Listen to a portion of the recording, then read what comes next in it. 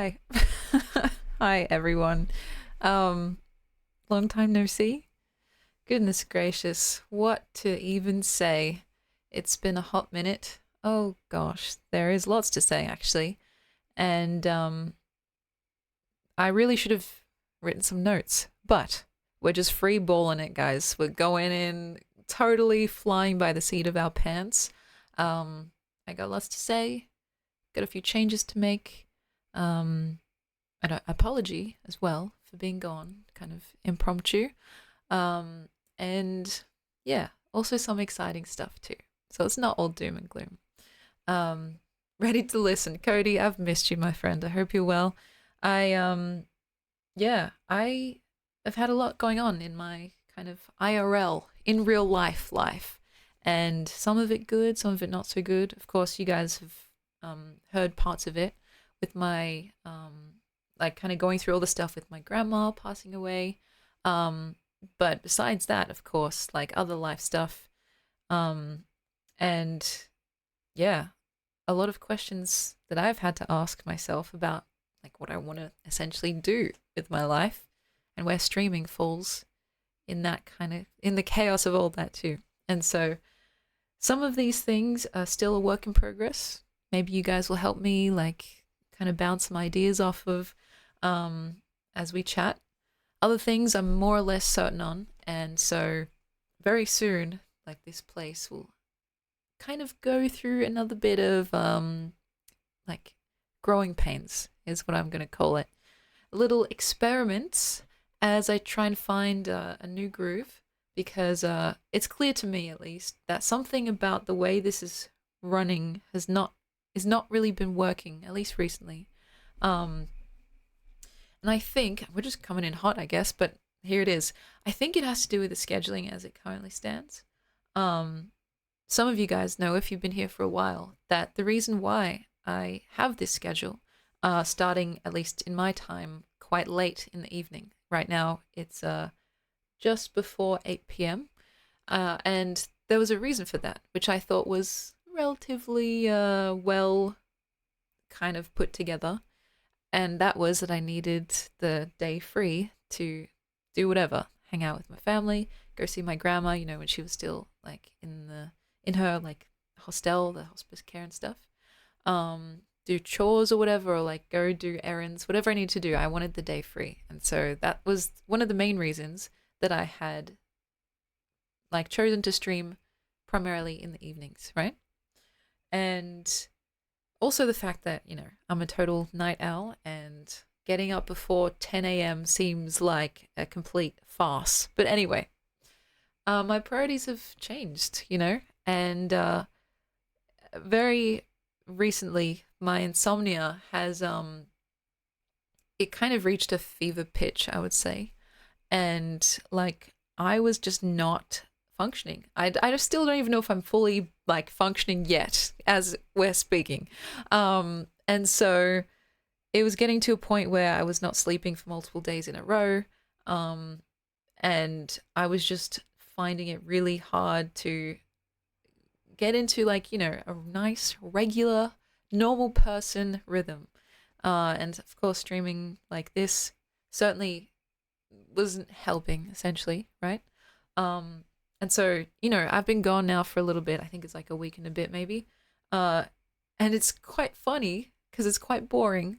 Really, what I've been up to is a lot of sleep. And so I've been trying to actually take care of that side of things, make sure that I'm getting enough sleep, because I just reached a point where I was like, my entire life is suffering because of this thing, and I've been putting it off for a long time. I've been putting off like getting a regular sleep schedule, because of many reasons, many reasons. Streaming, of course, was one of those because, like, you know, by the time we usually finish a session, it's like midnight, you know. And so I was like, fuck, what am I gonna do, right? Um, yeah, the exhaustion, wolf shirt. Welcome in. To our new friends, welcome in. Um, you guys have caught me in a ramble, but just bear with me. Like, it's the kind of exhaustion that feels like it just wrings you dry. Like you feel it in your bones, and it really does impact every other domain of your life. Like I still am. When I say was and when I'm talking the past tense, this is like an ongoing issue. So even though I'm coming out of it now and I'm making changes, it's still like a very much a work in progress. So just keep that in mind. Like I was irritable. I was not eating right. I had no energy to do anything, like including things that I actually enjoy and want to do. I was also quite miserable. Like I just felt so tired that yeah, I was just not in a great state. Um you could call it burnout, I suppose. But I always hesitated because I don't feel like I can justifiably use that word. It's like burnt out from what? You know what I mean? I live a very privileged life, and for the most part, I've been streaming for, um, for my, I guess, job, if you could call it that, for the past year and a bit. And so by no means am I living a strenuous or stressful life, compared to most people, right? And so I always felt like, I should not feel as tired or as um, whatever as I do. Nonetheless, it's a really kind of deep-seated exhaustion that really does feel like it hollows you out in a way, and that's what I've been dealing with. I do have separately to that, I have various, a laundry list of health issues like most people, which I've also been trying to like systematically fix up as best I can, like going through the list. But yeah, really the main thing was just sleep or the lack thereof. And so I was like, okay, now that my priorities have shifted, I could try a different schedule. Just experiment, get weird with it, see what happens. And now that, my day, I don't necessarily need so much of my day like in the middle to be free. I can potentially see what happens streaming in that time, right? Yeah, tell me about it, low iron women. That's crazy. It's very true though. But it's like, it's a kind of thing where I've tried doing an early schedule in the past. Maybe I was a bit ambitious. I tried starting very, very early at like 9 a.m., thinking to myself, oh yeah, like 9 to 5, streaming, that sounds fantastic. And it does sound fantastic in theory, but in practice, at least for me, just terrible to implement. Like I said, getting up before 10 a.m., that is a miracle for someone like me. So I'm thinking, let's try something a little bit more moderate, like 12 to 4 or something like that. Experiment. If it doesn't work, try something else. Like literally, I'm willing to try every single fucking time zone, like every time slot possible until I find one that is amenable to, the channel, you guys, my own health, because as it stands currently, something's not working. And I know that it's not working when the thought of streaming actually kind of makes me feel more anxious than excited, And so that's kind of what I've been thinking recently. And it's ridiculous because you guys know how much this place means to me and how when I'm in a good headspace, it's almost all only excitement, right? There's always going to be that little bit of anxiety. I think that's just part of doing something like this, It's healthy in small amounts. But when it starts to like eclipse the good feeling that we like to talk about a lot, then something ought to change. And so that's kind of how I've been thinking about it. And so all this being said, I know that I have a bad track record with changing up my schedule. And I can't lie, I fucking love this schedule. 8 p.m. to midnight works so well for me in every other way except my health. And so maybe that's why I've been putting it off for so long. Because it's when I first started streaming the schedule that I chose, right? I met most of you guys that way, and I know that by shifting it a little bit, it's going to put some people out, and that's unfortunate. And so I had been putting it off for those reasons, both kind of, out of a respect for you guys, but also like a selfish kind of thing where it's like, oh, my numbers are going to suffer for this. But then it's kind of silly because, well, numbers will suffer if you just don't fucking stream at all, which is kind of my MO recently, right? I'd be very glad if it makes some things easier for you guys. I know that not everyone will share the same sentiment, but it's kind of been a thought process of mine where I've tried to, like, put it this way. I'm here for a long time, not a good time, essentially. And I want to make sure that, I'm not trying to, I guess, burn out too early or too prematurely because I'm too stubborn to try something new. Because I can be quite stubborn, as you guys know, and I can be a creature of habit. And, there is part of me that likes this schedule because, I'm kind of a self proclaimed insomniac, president of the Insomniac Club, right? And in saying that, and in having this schedule currently, like, the cycle is self perpetuating almost, right? Because I'm like, oh, well, I have to stream, so I have to be awake. But recently, like, I've been really fucking trying, like, almost like at a boot camp, right? Been trying to get to bed earlier. And I think in particular, I've been trying to change some of my habits around, like, screen time and stuff like that. Obviously, I'm breaking that rule now. Um, my friend, who is honestly one of the most put together people I've ever met, said to me that he doesn't look at any screens at all, no TV, no phones, no nothing after 8 p.m. every night. Now, he has to get up relatively early for work every day, so that makes sense. He was like, try it, see how you feel. And I was like, that sounds ridiculously foreign to me. Like, honestly, it's almost like unthinkable, right? But slightly crazy. I tried it, and literally, even the past 3 days, I've been getting way better sleep than usual, just with that one change, right? And so I'm like, okay, well, I need to follow this thread for as long as it will lead me, essentially. And yes, it also kind of folds into social media as well, which we will talk about. Thank you for that. Because I noticed that, I was staying up, but I wasn't filling my awake time necessarily with anything productive. You know what I mean? It was just kind of that doom scrolling stuff that you feel kind of bad about, but you feel like you can't stop. And that in turn also added to that feeling of misery. Like, what am I doing, right? I'm wasting my life away. And so I actually have been writing, which is, I guess, maybe one good thing that's come out of all this. But it's not sunshine and rainbows type beat, you know what I mean? It's been pretty dark, and I don't know, a lot of it has been not very good also. But, from some of the stuff that I think is actually all right, it's pretty fucking depressing and dark shit. And so I'm like, damn, okay. And so, yeah, it's been kind of this like multifactorial thing where I'm like, something has to change. And I agree. Numbers will suffer if you're miserable in general. That's a really great way to put that. And it's just like, it's a kind of thing where I respect you guys too much to, like, get on stream and try and, like, pretend to be happy or pretend to be, basically any other way than how I'm actually feeling, right?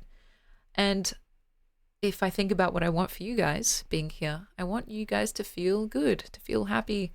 Like, for the short sliver of time that we get together, to, like, if possible, forget about the random bullshit of life, any looming deadlines or fucking responsibilities that you got, and to just chill out, right? I can't do that if I myself am dealing with all this random bullshit that is not helpful and not productive and rather unhealthy, I would say. And so it's kind of like this thing that sometimes I tell my friends where it's like, in order to help other people, you first have to help yourself, because you can't serve your community if you're like working at 50% or 10% or sometimes even 2%, which is how I felt quite recently, actually. And so it's like, if you guys are doing me the pleasure and doing me the service, really, of spending your time here and like offering up your thoughts and stuff like that, I should at least be like showing up in the best way that I can, right? And so it's like, it's a kind of thing where, I don't know, I don't really see myself as a role model. That's definitely not advised, but I want to do right by you guys and like be the best version of myself so I can kind of, uh, yeah, lead by example potentially. Because I would hate to see people like kind of, I don't know, recreating some of the lifestyle choices that I've made, because, they see me doing it or they hear me talking about it and they think, oh, yes, that's a great way to be. Because it's really not. And in fact, I think it's, without getting too like dark here, it really does feel like at times a form of like self-harm in a way. It's like not so obvious, it's a little bit insidious like that. Um, if not self-harm, it's definitely a form of self-neglect.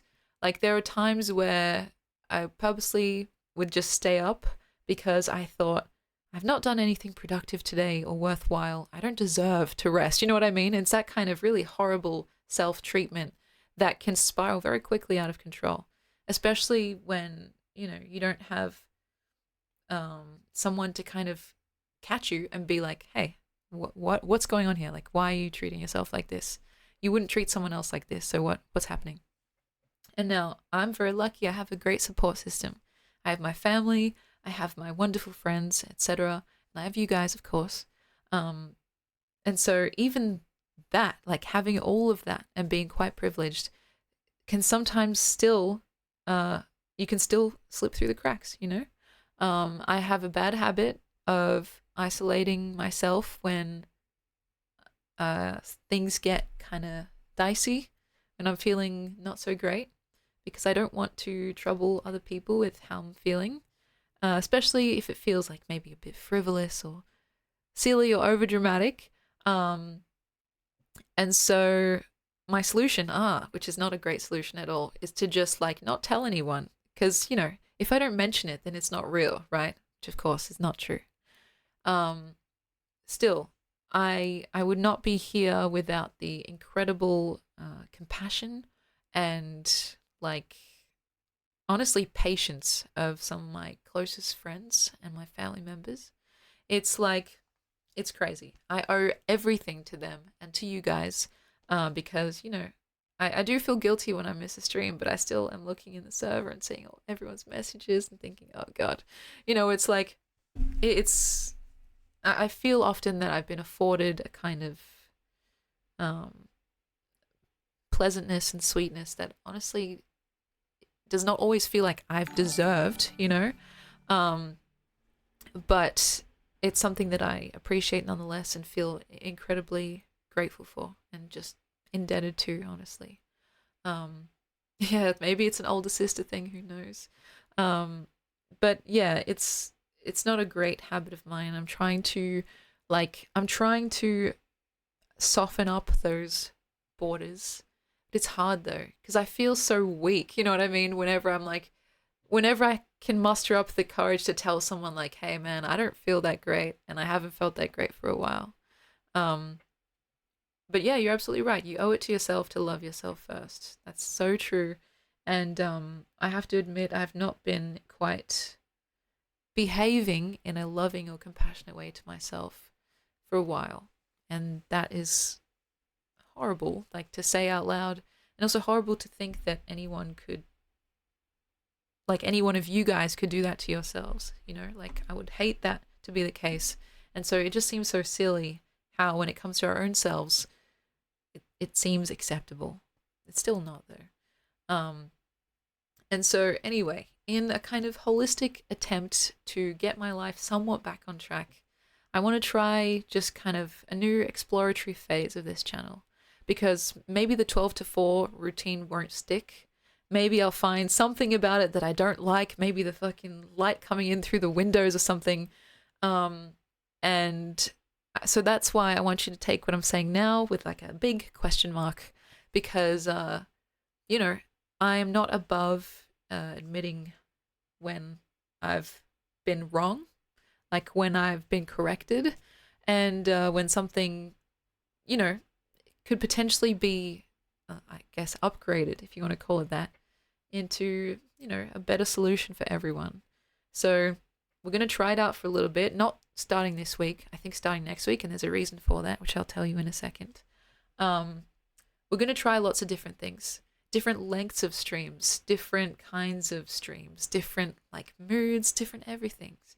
And until I find something that feels like flowing again. You know what I mean?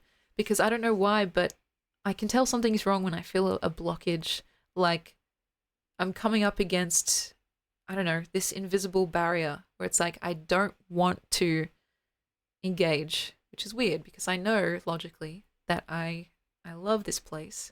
And so that feeling must be aberrant, right? It must be like some weird symptom of something, not the actual truth of the matter. And so I want to get back that feeling of flow, like I'm in a place where I should be. Because when I first started streaming, I felt that flow all the time. And I felt like, man, this is where I've always dreamed of being. Like, it felt like this was the spot, right? And there were times where I would just like lie in bed and kind of just vibrate with this energy of like, man, this is fucking incredible. Thinking about streaming, like this is where I'm meant to be. And so it's been a while since I felt that. It's like I don't think it's not there. I just think potentially my ability to pick up on it has like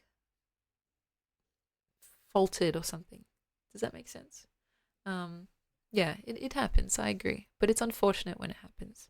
And so, yeah, I think as much as it's going to be kind of a little bit clumsy, and you know that's hence why I called it growing pains earlier, I think it's necessary because the only like alternatives that I see right now is continuing in this like cycle of just bad habits that end up, you know, stacking on top of each other, making me feel worse and worse until something gives and I either like stop streaming for a very long time or my health suffers for it and I just start to feel unnecessarily resentful of like nothing in particular, which is an awful way to feel.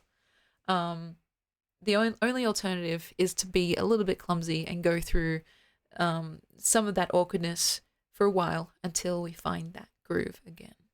And so that's the plan. Starting next week, though, and there's a reason for that.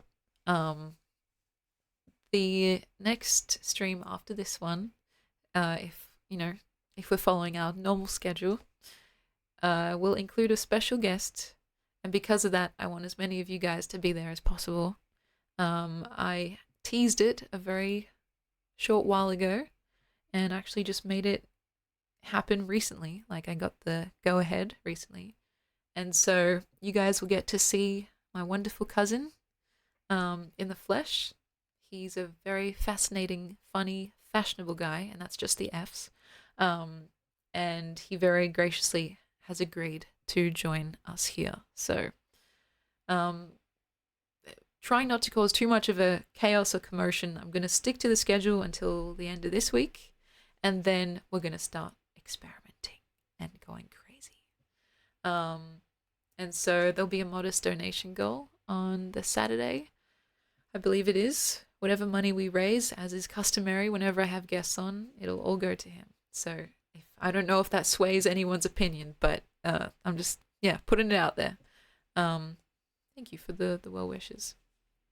And so, yeah, it's like, it's a kind of thing where I'm thinking about the longevity of this channel, and that's really the only way forward that I can see. Because I can't keep doing this. Like, I can't. The thing about streaming is that it's so, like, it's so fun when it's, you know, on a good day, it's so fun and excitatory and, like, hype that even if I finish streaming at midnight, I usually am still hyped and, like, buzzing with that energy for, like, hours after. And so I won't get to sleep until maybe 3 or 4 a.m., or that's when my body will finally just start to, like, wind down. And that is obviously not sustainable, especially not if you want to live in the regular world of the non-insomniac, non-vampiric members of society that, you know, function in the mornings and afternoons. And so I was finding like an increasing kind of mismatch in like the times that I was awake compared to everyone else in my life, and also the energy levels that I had, that clashing with the energy levels of everyone else in my life at different times. And so, yeah, I'm definitely still in love with it. And I think that's why I'm affording it so much thought, right? Because if I didn't care, I would just say, you know what, guys, I'm done. It's been a fun, like, year and a bit. I'm off. But I can't do that to you guys, and I can't do that to myself, essentially, because you guys give me so much pleasure and joy. And, besides all the silliness that we get up to and the deep philosophical chats and the thirstiness, like, there's a real something here. It's like, it's special to me. And, yeah, it's definitely a safe space. It's like, I see the potential in it. So it's not the kind of thing that I can just like toss away so listlessly, Um, and that's why I think it does require some careful, like kind of fine tuning to get just right, because I care about getting it just right. If I didn't care, then, it would be easy, I suppose, but slightly heartbreaking to just say, fuck it, I'm done, Uh, but yeah, it's definitely going to be a work in progress, and I'm very grateful that I have probably one of the most patient communities online, because I feel like we've been through this before. But yeah, it's reaching a point now where it's like, okay, there's really no other choice. If I don't change something, like, I'm just gonna get worse and worse, essentially, both physically, mentally, and spiritually, which we don't want. Um, anyway, Martinez, cheers. Thank you for the hydrate. Mm. And yeah, so we can try with different schedules. We can start maybe at 7. We can start at 6. We can do all kinds of things until we find what is just right, Um, I have the like the what's it called? The privilege and the pleasure of being able to do that, right? It's not usually recommended because like the golden rule of Twitch is to be what's the word? Like, to be expected, essentially, to show up at the same time every day so people know when to find you, and so you don't kind of fuck with your analytics too much. For me personally, of course, I would be, I think, inauthentic to say that it doesn't matter to me. But I've always been of the opinion that, the numbers will fall where they fall. If you're not having fun, and if you're not like taking care of yourself, then what is the point? You don't want to crash and burn or crash out, so to speak, um, chasing some like fickle, usually quite unattainable ideal in the shape of a number. And so it's going to be a little tricky. You guys might see me streaming at random odd hours of the day and being like, what the hell? Why is Emmy live? Or like, what is she doing this time? What is she going on about? It's going to be what I'm calling the experimental phase, which, I'm all for experimenting. And yeah, yeah, consistency is what is the golden rule of Twitch. But when it comes at the expense of like everything else, it's really not worth it. And that's kind of how it has felt recently. Um, and it has just been exacerbating, at least when it comes to this time slot. It's been exacerbating some very bad habits of mine, and kind of given me a scapegoat reason for why I should not change those bad habits. But it gets to a certain point where you have to look yourself in the eye and be like, okay, are you living in a way that you're proud of, or do we both know like that you're kind of kidding yourself right now? And eventually, I guess I reached the point where I was like, I don't see any reason why I shouldn't change this necessarily, so we're gonna try. um but yeah, that's kind of one of the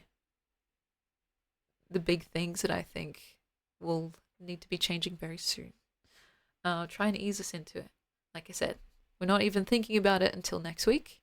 Um, I want to do like a slow dip as opposed to just like an ice plunge, because I think that'll be easier for everyone involved.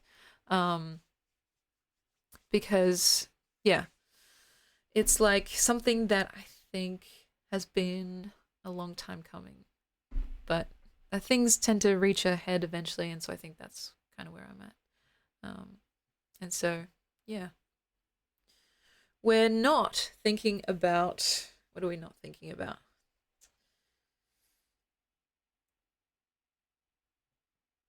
We're not thinking about letting ourselves off the hook for our bad habits. We're thinking about owning up to them with grace and dignity, and with while treating yourself with respect, being like, look, something's got to change, and so that's what we're doing. Um, we're not thinking about pressure. That's right. Accountability and self-awareness, all of that combined. And so, Sterlo, this is for you. Ready? Ding. Um, but yeah, that's kind of where I'm at right now, and we're going to see how we go. Um, but yeah, I'm sorry as well that I have not streamed in a hot minute after being away for another hot minute previously. Um, I think that's probably a sign as well that something is just not working. Because I feel like in terms of workflow, um, at least for me, I like to try and make my workflow as smooth as possible to eliminate any like bumps or hurdles to stop you from getting like in the zone, you know, what needs to be done. Um, so yeah, I feel like the day that I can imagine, like an ideal day for me that I can imagine is waking up, not too late, but not too early, feeling refreshed after a good night's sleep because I didn't go to bed at 3 or 4 a.m., maybe having a shower, having something to eat. There's still daylight outside, um, and I can just sit at my computer for a couple hours, chat with you guys, and then still have more daylight outside to go and do things, get some vitamin D, and then maybe like, spend some time with my friends or family, have dinner at a normal time, and then go to bed at a normal time.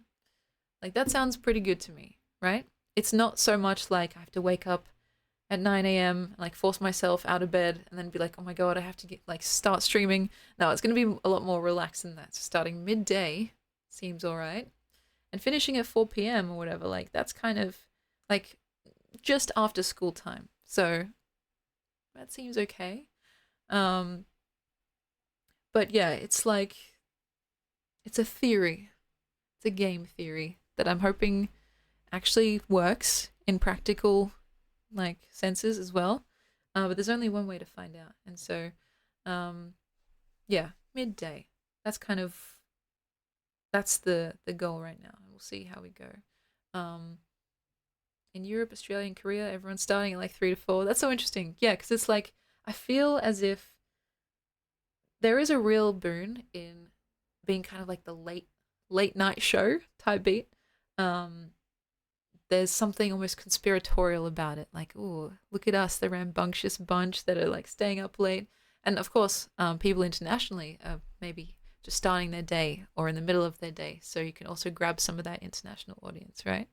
Um, and so that's why I've said like from the beginning that I fucking love this time slot. It's fantastic in literally every single way except for my personal like well-being. And so that's kind of a really hard thing to just ignore, you know what I mean? Um but yes, the only way to test it is to try. That's exactly right. And you know, I I appreciate and respect the scientific method, and I'm willing to try it out. If it doesn't work, try something else, and it'll be funny and slightly ironic um, if this ends up being the one that's most amenable to me for whatever reason, but I highly doubt that, especially with my changing priorities. Um, and so, yeah, next week, next week.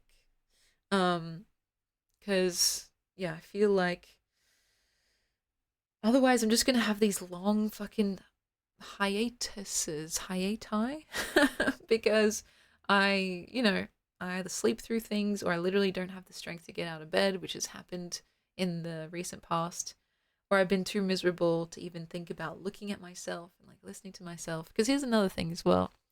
Like when you do feel miserable, and this is unrelated or potentially related, but independent of how tired I am, when you get so sick of yourself, the idea of like looking and listening to yourself for 4 hours straight sounds like the most nightmarish thing ever. It's like, oh, good Lord.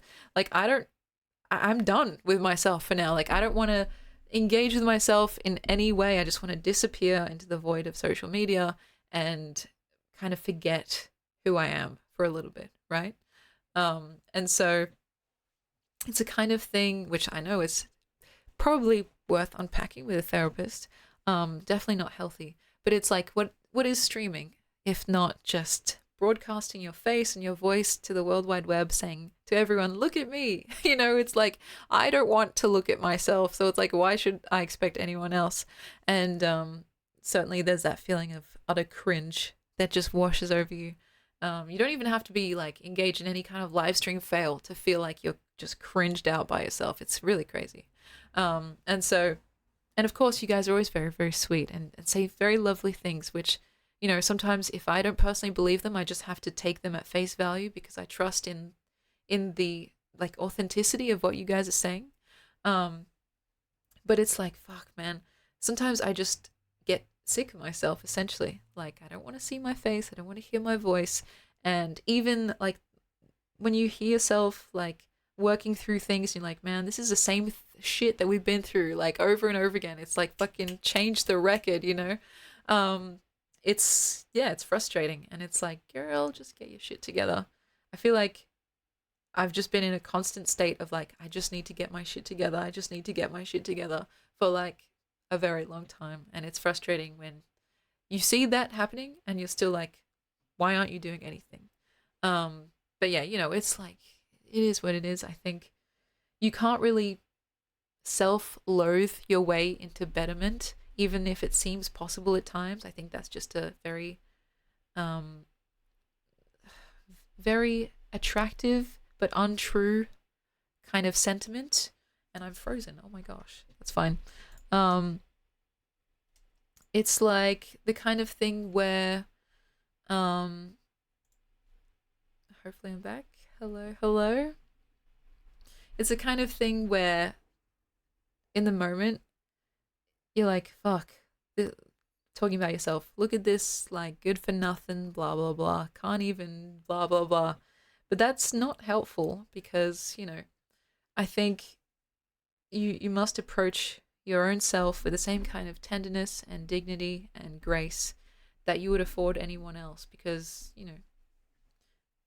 like you need to treat yourself like a human being.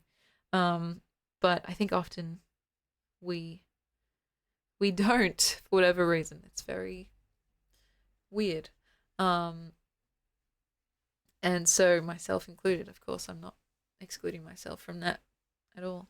Um, but yeah, you guys often say nice things like that I'm like emotionally intelligent and stuff like that, right? But honestly, I have not felt like that recently. I felt like a petulant, um, misbehaving child, insolent, like kind of, especially when it comes to like not doing things I'm meant to be doing. It's like, who are you rebelling against? Like, you're only hurting yourself. And it's like, maybe that's the point.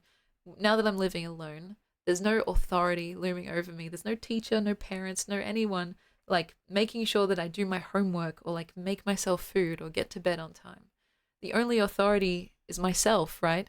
And so I think potentially, this may be untrue for some people, but for me, there feels like there's this kind of subtle or not so subtle pleasure in like rebelling against what we see to be unnecessary rules or like, imposing rules that we don't want to follow. But then when it comes down to it and you're in a situation like this, like the only thing you're rebelling against is yourself, who's just trying to like stay healthy and get to bed on time. But it feels good because it feels naughty. It's like, oh, I'm disobeying my parents, or like I'm getting away with something. but it's a false economy because what you're getting away with, it comes back around to bite you in the bum, sometimes two, threefold, and that's kind of um, what I've been experiencing recently. And so it's interesting, and I don't think I've fully gotten a grasp on that yet. My discipline wavers at the best of times. Um, but thinking about other people helps. Like if I think about what I was talking about before, how, you can't fully service your community if you're not fully up to scratch yourself. I think about my siblings, for example. I think about my parents. I think about my lovely, wonderful friends who I adore. And I'm like, okay, I can't be a good friend if I'm not like awake enough or well fed enough to think straight, essentially. Um, I can't be the best writer that I would like to be if I'm so miserable that I can't get out of bed and I can't lift a fucking pen in the air. You know what I mean? So it's like, it's a kind of thing that I'm trying to offer myself compassion through a bit of a roundabout way, having compassion for others. Um, and it works up to a point. I think it gets me pretty far along the path. And the rest of it, I think, has to come from like the innate self love that maybe is a bit harder to attain for some. Certainly for me, I have my ebbs and flows of it. But in terms of what I love, I think that's what I've been thinking about recently a lot too. Because I'm like, what would I describe as my soul's passion or my soul's calling? Sounds a bit cheesy, but just bear with me. I think at the end of the day, as much as I love streaming, and I think it's a fantastic practice and discipline and hobby all in one, and profession too. If I had to describe myself in one word based on like what I do or what I like to do, it would be a writer, and that's everything to me. It's like if I had to choose one thing to do forever, and get rid of everything else, it would be I would like to choose the ability to write. Um, and it's a kind of thing that I feel like I was born to do in a kind of cliche way. Maybe brought up to do, or like I was interested in doing from very young. And so that's something I'm trying to focus more on as well. I'm in the process of writing a book, and I know a lot of people say that, but they're like not serious about it, or it's just more of a pipe dream. But when I say it, I am very, very serious about it. Um, I'm like almost 100 pages in of this little story of mine, and I know that what I have in its current form is not it's not enough. Like it's not where I want it to be. But the idea itself is so compelling that I think it has legs, and I think it's got the potential to, hopefully be interesting and entertaining to people, and to be on bookshelves maybe. And so if you guys are curious, of course, there's my website, which I'll maybe plug in a few minutes, where you can see some of my writing just for free. I try and share as much as I can because I value that idea of like sharing art for art's sake and having it be as accessible as possible. Yeah, I've got the steak, I just need the side dishes. That's very true. It's like, you know, um, above all else, I feel a writer, right? And I feel like I should lean more into it. I don't know why, like I go through these periods of time where like I just I stray from it.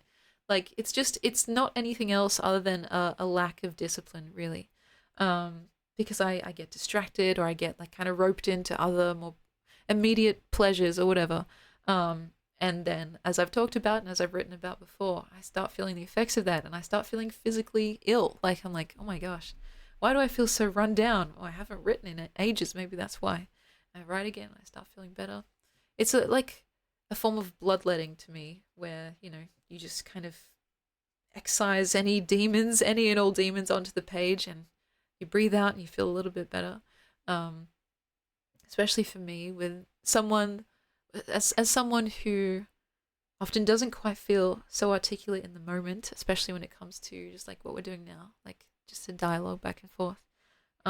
Having that extra time to think about what I want to say and literally like get to the truth, whatever it is, like to distill some sentiment or emotion into its most truest expression is a really fun practice for me. And writing allows me to do that with as much time, free time, to like kind of ponder it as possible. And I really, really like that. So, um, it hasn't been updated for a while, but I've got my website here. Usually I plug this a bit later on in the stream because we're talking about it. Here it is. And there's a mix of things here. A mix of poems, fiction, non-fiction, some more thirsty than others. I've also got my little shop there, but maybe I'll save that for later. Remind me of Sweet Anita. That's cool. I think she's quite funny. She's very witty, for sure. Very entertaining. But yeah, I think I'm just going to be slowly but surely trying to incorporate more good habits into my life to hopefully, like, counterbalance some of the not so good habits, which I'm trying to either mitigate or replace. But yeah, it's a process. So we'll see how we go. We're going to start with the sleep stuff, and the other health stuff I'm going to be keeping a close eye on as well. I'm in very fucking, what's the word? Like close discussions with we call it a GP here, a general practitioner, like a doctor, main doctor that you see. Because yeah, I've been going through like fatigue that feels more severe than what normal life and living would allow for. Because I just feel so. I feel like the level of expenditure that I do in my daily life does not warrant how fucking tired I feel all the time. It's like, what the fuck, girl? Like, seriously. And it's like the low iron meme, but also even more than that. Like, I feel like there have been days where, like I've said, I literally could not get out of bed. Maybe that's depression, I don't know. But like I said, it feels like at times, like, what have I got to be depressed about? I have such a blessed life with so many amazing people in it, you guys included. And so I think, yeah, of course it's multifactorial. So I'm approaching it from multifactorial, like, I'm approaching it from a multifactorial lens. Yeah, depression doesn't care at all. That's a very true and poignant sentence. I just feel as if, I don't know, I haven't felt like myself for a while. And that's a weird feeling to have because you kind of feel like almost grieving for your own self, which is strange. And when there's no real like moment that you can point to and be like, oh, that's why, it feels even extra confusing almost because you're like, I have no reason to feel like this, to feel so low. But that's why I think it must be more of a like kind of like physiological, biological thing, you know? Um, I mean, it's not surprising to me that most things start that way.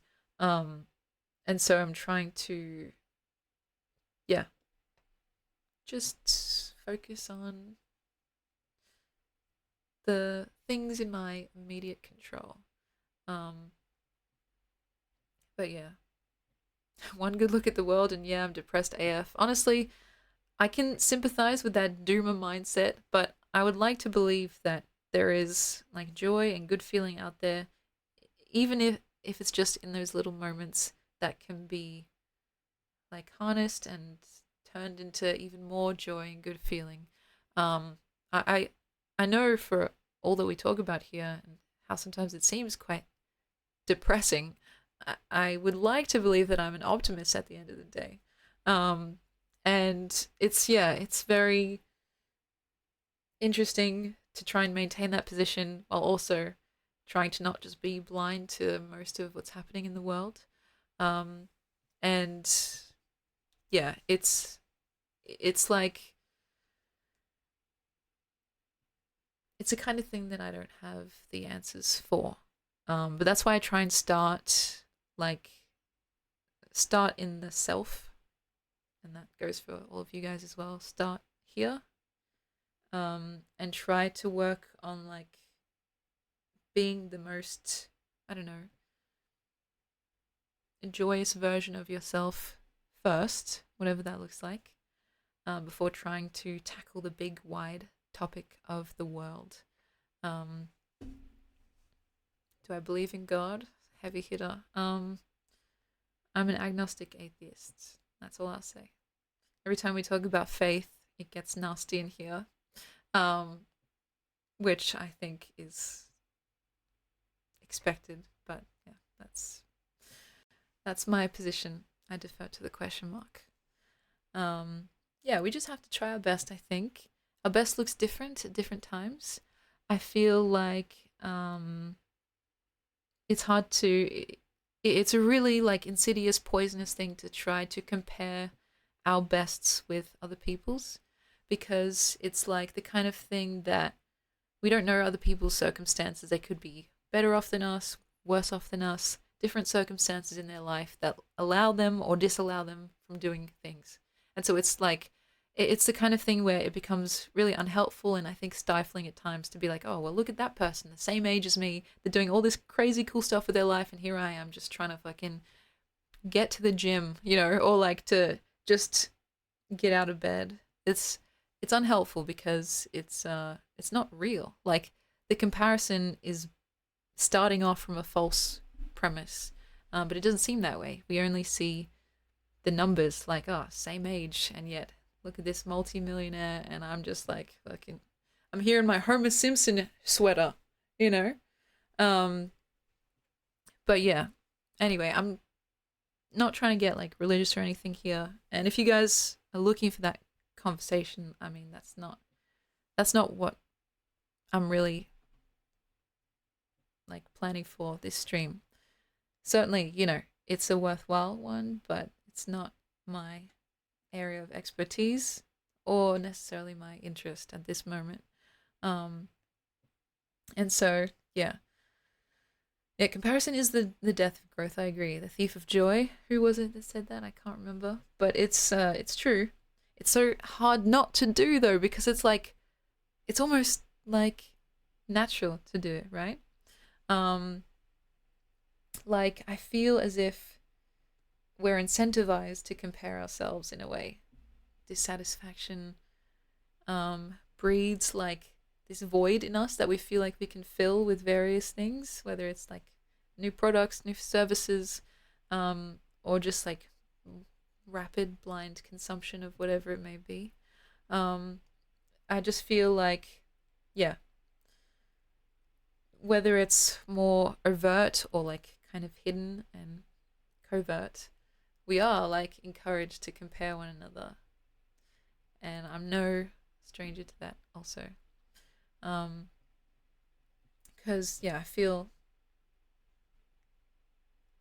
just as beholden to those powers as anyone else. Like, yeah, um, yeah, maybe it was Roosevelt's. That makes sense. I always, for some reason, I have this habit of just like attributing every single quote like that I've heard to Oscar Wilde. Maybe that's because I'm an Oscar Wilde fangirl, but he did come up with some very good quotes. Everything in moderation, including moderation. Um, but yeah. Anyway, yeah, I don't know. It's just like I just feel like sometimes before a very big change in one's life, like a big shift, hopefully for the better, there's a period of turbulence where things feel like kind of murky and a bit scary because they're uncertain. It's kind of the period that I'm in right now. Usually you kind of have to fucking hit that rock bottom, whatever you want to call it, before you're like, fuck, something's got to change. And so that's why it feels scary. But I think if you like were to zoom out and take stock of like the entirety of your life, you would be thankful for those moments. This is me talking to myself now, because like without it you would have been in the same kind of cycle that is not helpful and in fact quite detrimental to your well-being.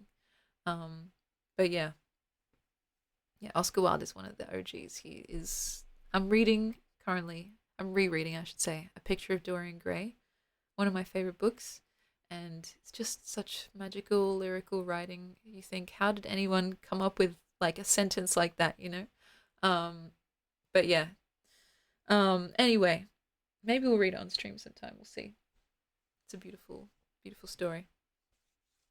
Um, I yeah. I'm just essentially trying to do what I guess one of my axioms states: maximize pleasure and minimize suffering, not just for myself, but anyone that I could conceivably uh, influence in any way.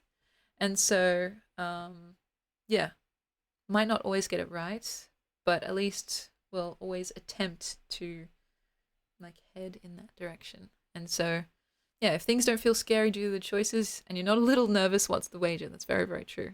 There's also like, this is the thing, right?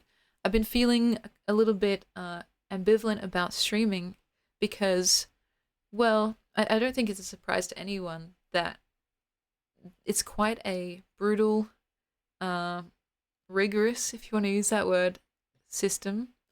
Most people don't make that much money out of it. Certainly, even less people make a livable wage off it, which can be kind of like stressful. But besides that, because with the money side of things, I've always been relatively blessed to have, a mix of my own personal savings and the support from you guys, that it wasn't really a huge issue. Um, Besides that, though, there's something about not making a regular kind of full time, kind of 9 to 5 wage that feels like almost invalidating in a way, Because sure, you might make just as much as someone who's working a regular job, but it might come at wildly different intervals.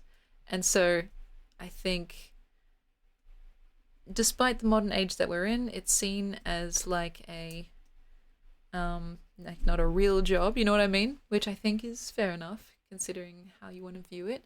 And I think that's also contributed to my feeling of being like, well, what am I doing? What am I doing with my life essentially? Because if you're not making enough money to justify, you know, the amount of like whatever it is, effort, expenditure, whatever you want to call it. And also other people just think that you're like sitting around all day on your butt and like playing video games or whatever. Then it can kind of feel like, oh shit, maybe they're right. Maybe I should get an actual job. And so, nonetheless, I think it would be good for me to have some more structure in my life, because I certainly have proven to myself that I can't self-impose any kind of structure because it just crumbles immediately. Like, Emmy, if you vacuum the house, you can have a cookie. It's like, well, I can have a cookie now anyway. Why should I even bother? And it's like, okay, that's why I need someone other than me to try and like get me to do shit essentially. And I think maybe a job or some other kind of vocation like that would be maybe good for me because I don't know, been feeling like a little listless, I suppose. My brother was also telling me, because right now he's just started his PhD, he was telling me how he thinks that despite my claims that I would never go back to academia, that his university would probably be very happy to have me. It's not the same university that I went to. And I would almost certainly, if I like did all the, what's it called? Like the admin stuff, if I submitted an application and stuff, I would almost certainly get a full ride essentially and a little stipend as well. And so I was like, I never thought about that. Previously I'd said that I would never go back to it because the honors degree that I did, so I studied creative writing, which I'm pretty sure surprises nobody. I had my specialization in experimental poetry. When I did my honors degree, it was during the pandemic, during the lockdowns here in Victoria. So I never went on campus for that whole year, and I never actually met my supervisor in person, which was completely unheard of. Um, it was a very tough year. Um, I, again, was acting like a child essentially and playing games when I should have been actually writing my thesis, and I had to get an extension because I was not finished by the time I should have been finished. It was a whole thing. It was very, very stressful. After I got after I finished, which I got a weirdly high mark for, by the way. I didn't really feel like it was deserved, but anyway, I was like, yeah, I'm never doing that again because I'd originally been planning to continue my studies and do my PhD, right? I did finish, yes, and I did graduate. Um, I I got a ridiculously high mark for what I felt like I had turned in. Like I got a high distinction essentially, which is the highest bracket of marks that you can get. Um, and so I was like literally I was lined up to keep going. Everyone was expecting me to do it.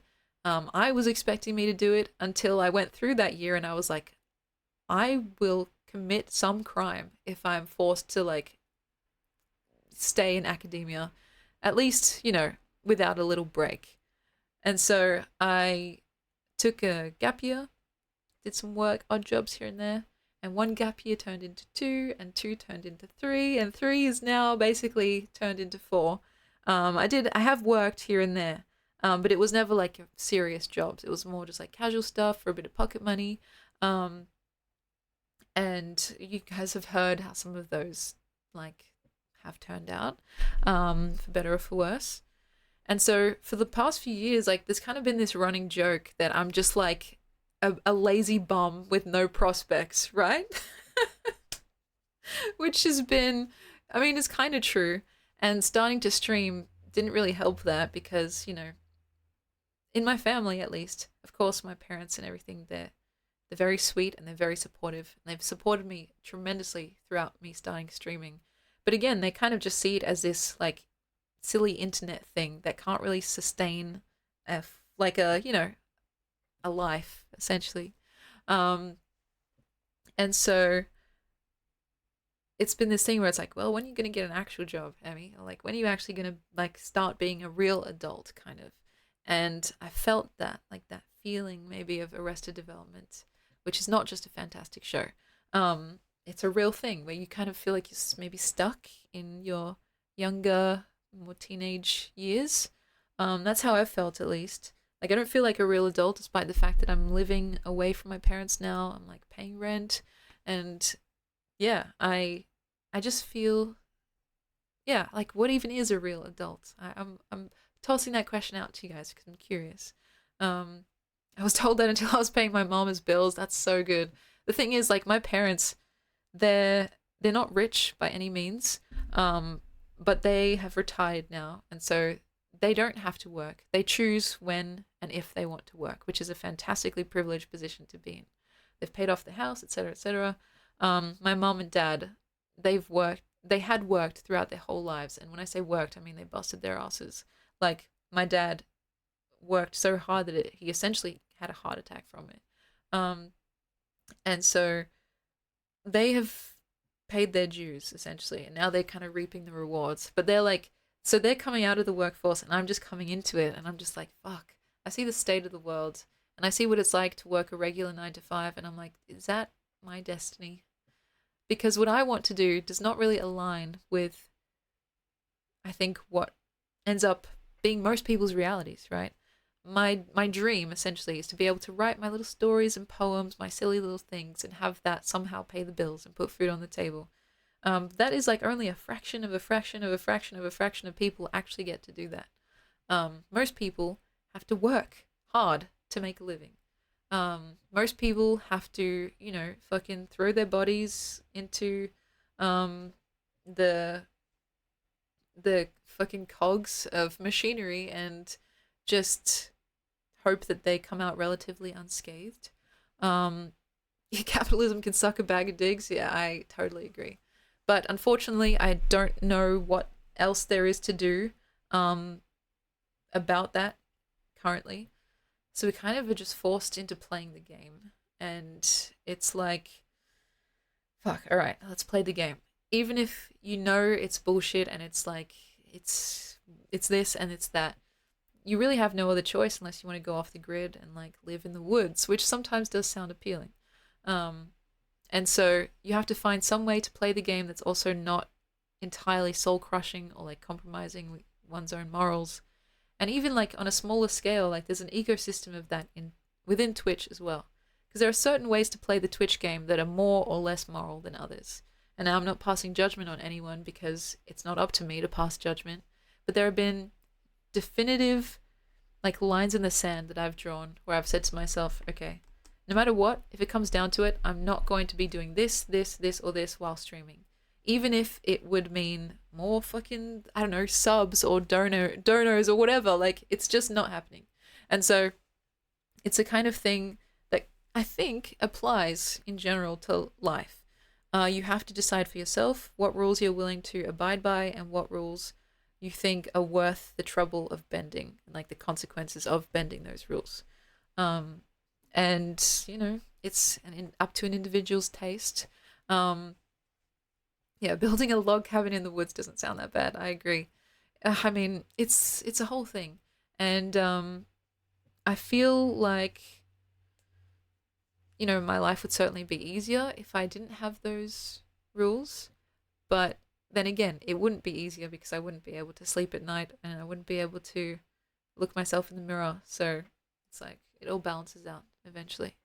Um, I do agree. Twitch is something special. It's like it's an incredible and very unique platform. It's not like any of the others. It's not like YouTube. It's not like X or Twitter. Oh my god, I can't believe I just called it X.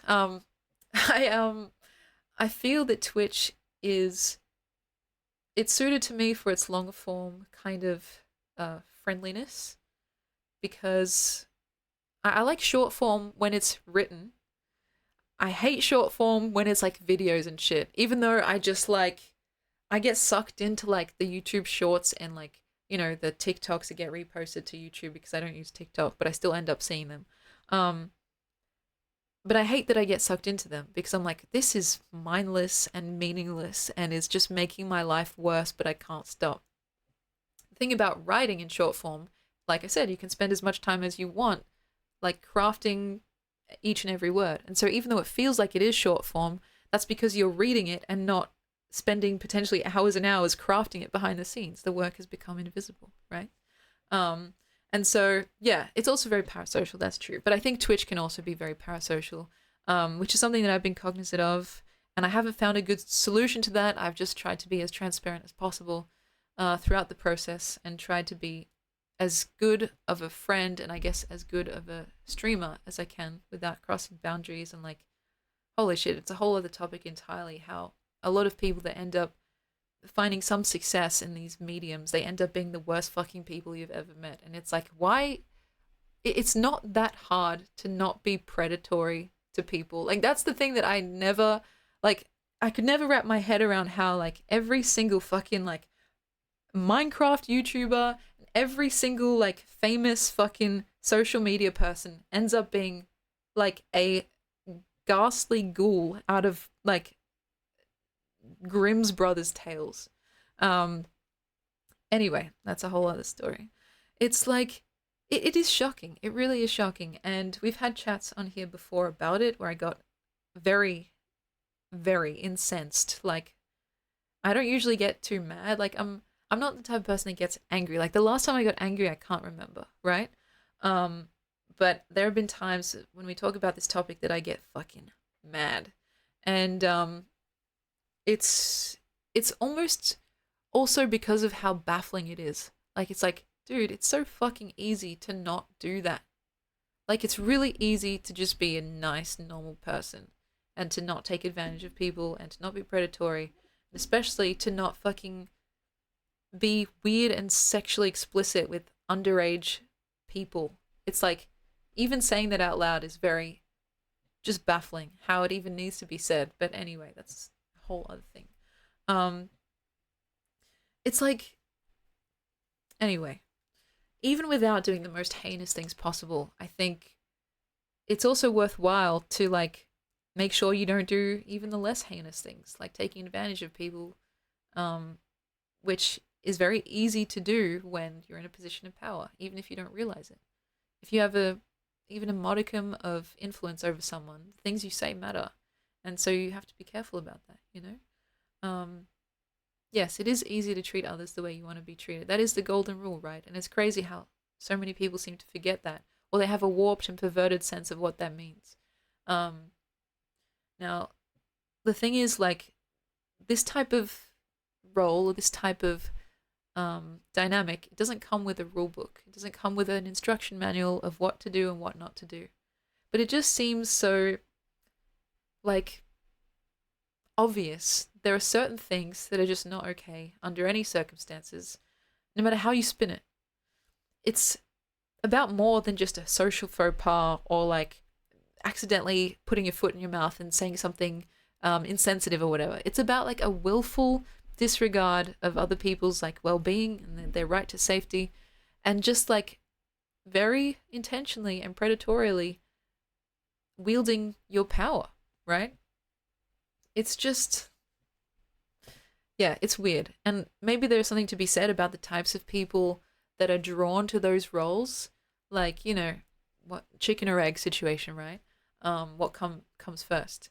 But it just seems like a weirdly recurring thing. And I'm certain that there'll be like papers written about this in the future if there aren't already.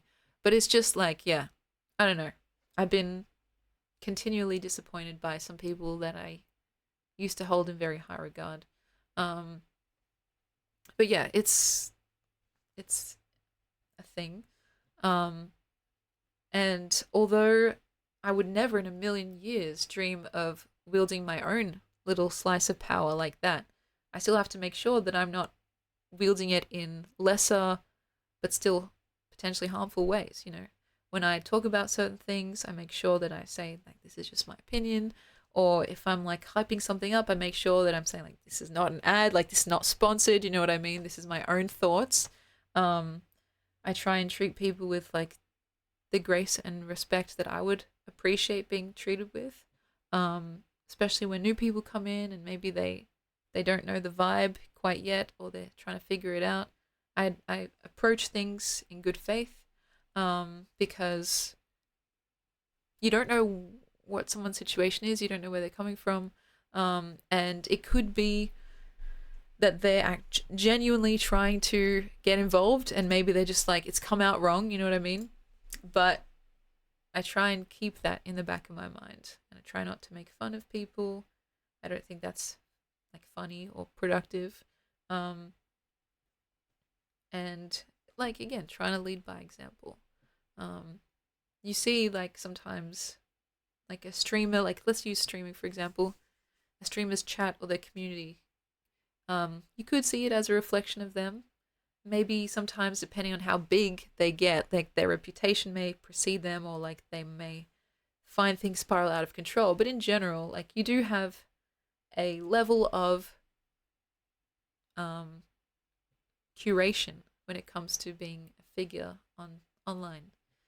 You get to do the pruning to decide what's okay and what's not okay. And so if people are like acting out or like being assholes and being horrible to each other, like, there's no real person to say, hey, stop that, except you. And so you kind of have to be like, all right, let me do the uncomfortable but very necessary work of making sure that your own like guidelines are clear.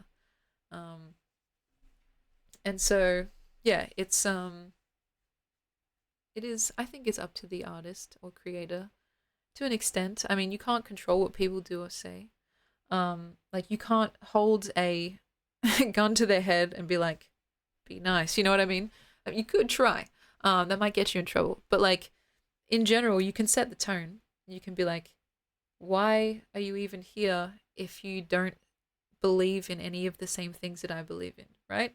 Like, if you think that what I'm saying is bullshit, or if you don't believe in the same morals that I believe in, which is fine, not everyone has to have the same beliefs. If you think that what I'm saying is corny or cheesy or whatever, like, if you don't agree, like, why are you here, essentially? And I think I'm very lucky because in this place, I've often described it as self-filtering. We do a lot of cerebral stuff and maybe, I guess, kind of boring stuff, depending on who you ask. And so because of that, the people that are looking to troll, they don't stick around for very long. They get bored and they leave. And that kind of works in our favor because when we do get silly or when we do get thirsty, or when we have our cosplays, or when I get dressed up, like, they're not around for that. They miss the fun parts because they have assumed that, I guess, the more cerebral academic stuff is all that we get up to. Um, and so that's why I've described it in the past as self filtering, which is not a bad way to be. Um, I think at least some of the biggest streamers on Twitch have given Twitch a reputation for it being like a very kind of fucking bombastic and crazy place where something wild is always happening and there's always like a clippable moment. And certainly if you're looking to maximize your coverage or numbers, that's a good way to do it. But I think in pursuit of longevity as well, and like in pursuit of um, me feeling like myself and not a fucking total fraud, I couldn't be like that 24/7. Like, certainly not while streaming. And the long form lends itself to that, I think, to authenticity, because it's hard. It's it can be hard to be a character for like 4 minutes if you're doing a short form thing. It's near impossible to be a character for 4 hours because like you just get unless you start believing it yourself, you just get tired.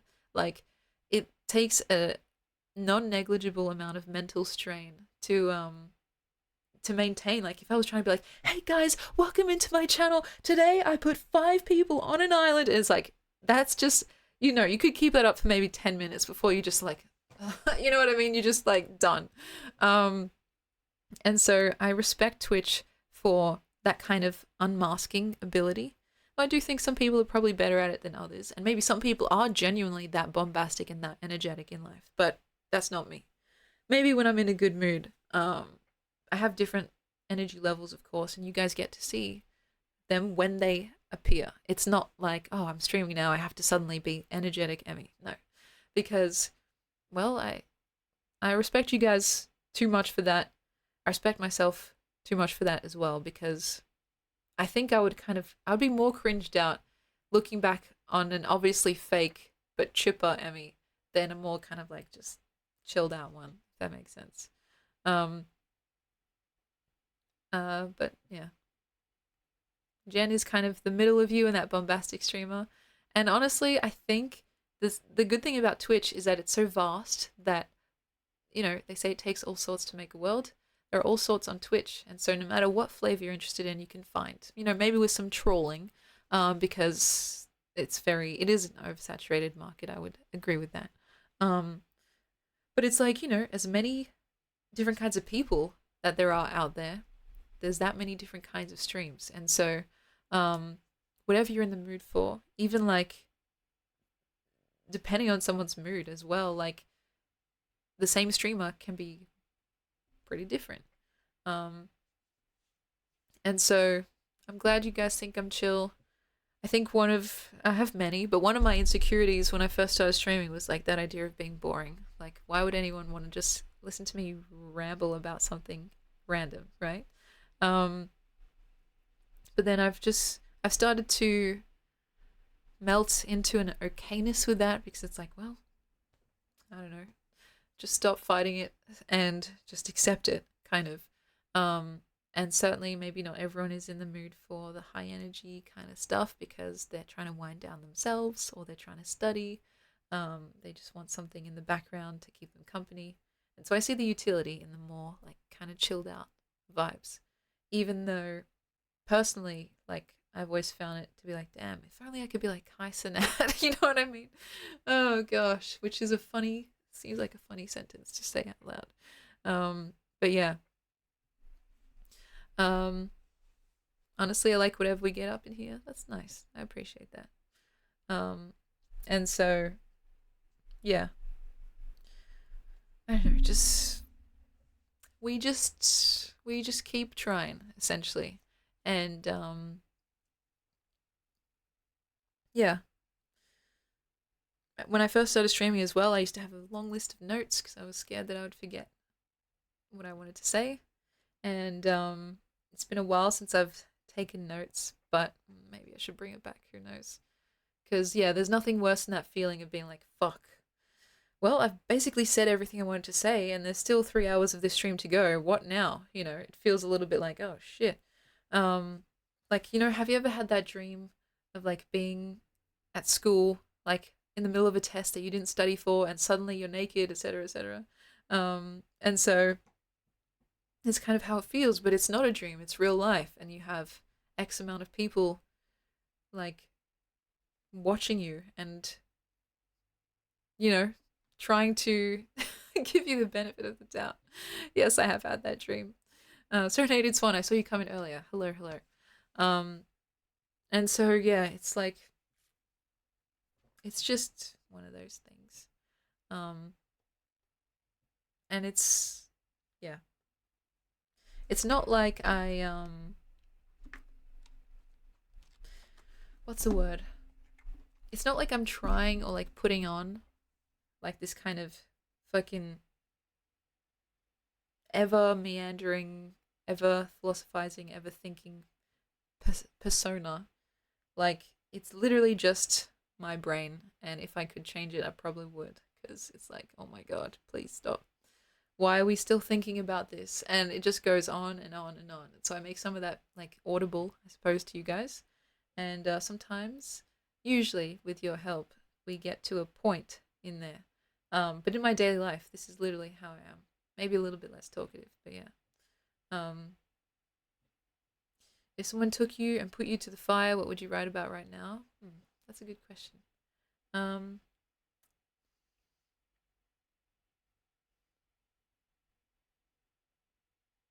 I would write about wanting some kind of direction in life, or pondering what it even means to have direction in life, because I feel like,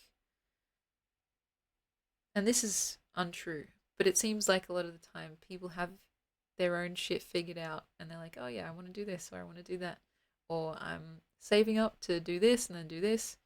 And so I I would write about that, the meaning of direction, maybe. Quite like Hemingway as well. Um, but yeah, like I said, my most of my writing recently has been very dark, not very good. Um, a little bit concerning if you maybe don't know me that well and you're like, whoa, is she actually okay? Um, the people that know me well know that it's just like there's a form of like catharsis in maybe dramatizing while you're feeling a little bit. So it's not as dire as it may seem. Yeah, it's not as concerning if you're an artist. Exactly right. And yeah, it's like it's this kind of thing where I usually, and this sounds so pretentious and so corny, so forgive me, but I usually don't choose what I end up writing about. I sit down with the intention of writing, and something just comes out. Like usually loosely related to how I'm feeling, but sometimes even surprising me with um what kind of lands on the page essentially. And so yeah, I've not really tried to guide it too much. I've just tried to like essentially word vomit and pick up the pieces afterwards. And I guess because of that, it's not surprising that most of it has not been that sunshiny and rainbowy. But I like writing about the happy stuff, and I like when I read poems, especially, or when I read whatever it is I've written. I tend to like feel those same emotions again as the ones that I first experienced when I wrote it. That's a really roundabout way of saying that, but you know what I mean. If I wrote a happy poem and I was happy at the time, rereading it even like years later, I start to get that same happy feeling. And so it's kind of this thing where when I read back some of my poetry that was not so happy, or maybe it was sad or depressing, I get those sad and depressing feelings again. I'm like, oh shit. It makes me not want to really look at it ever again. Um, and so it's this very strange, funny, maybe a little bit ironic, um, double-edged sword because it feels good to let it out, but then once it's out, it's like, well, yeah, there's this like little caged demon that I don't want to revisit again because I'll just be reminded that it existed and maybe still exists. Um, yeah, songwriting is good for that too. There's the added element, like the musical element, which can almost feel a bit cathartic in that almost tribal way. Um, I enjoy making music, though I'm very amateurish at it. Um, we can look at the latest, because I have a music channel on YouTube that I like update once a week. Little tiny, smallest little tiny ditties you've ever seen. Maybe a bit later, if I feel like not too cringed out, we can look at the latest upload together. Um, and of course, we do our bit of singing here. Smooth operator. Yeah, that's it. Um, it was funny. I had my own song stuck in my head today, which is the pinnacle of narcissism, isn't it? And so I guess that's how I can tell that it's actually like got legs, right? Um, so yeah, it happens to me. Not every song that I write gets stuck in my head, but some the ones that do, I end up thinking, oh yeah, that's a good one. And so anyway, I'll show that to you guys in a little bit and see what you all think. But yeah, songwriting is interesting. Music is interesting because it's like it does feel a little bit more tribal. I feel as if there is something very soothing and kind of healing about vocalizing, whether it makes sense or not. Like if you're just humming, like, or like, you know, like whatever it is, it feels like, I don't know. There's something about it that feels very primal in a way. And especially if you're singing in a choir. I was in choir when I was in high school. I used it more of a social opportunity than anything else because I liked the people in there and I liked my teachers. But there's something about singing together that felt really healing in a almost spiritual kind of way.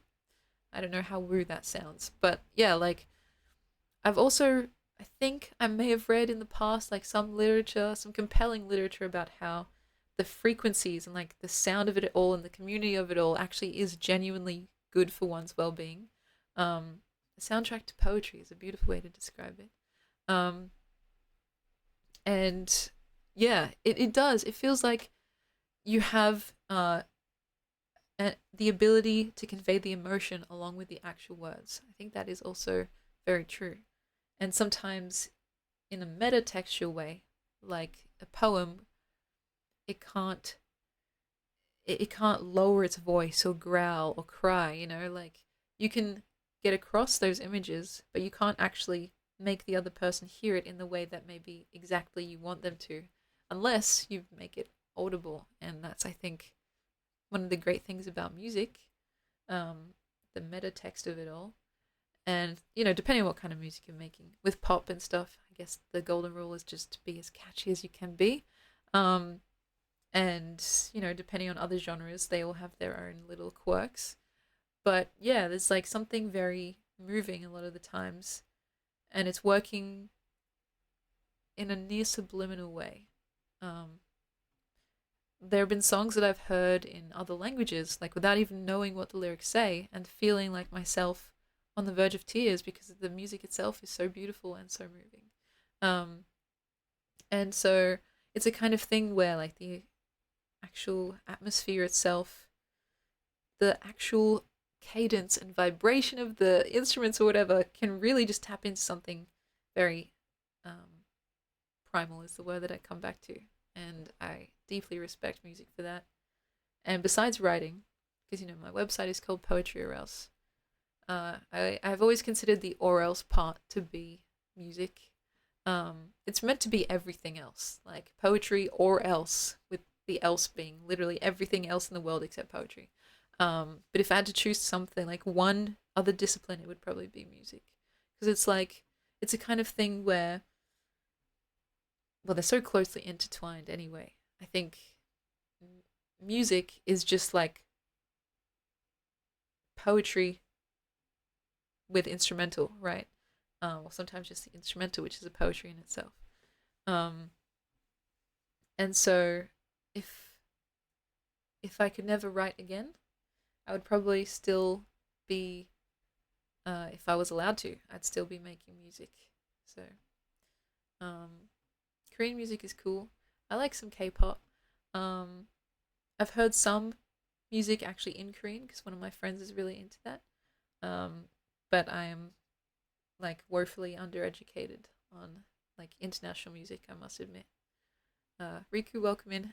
I hope you're well and that you didn't miss me too much. Surely not too much.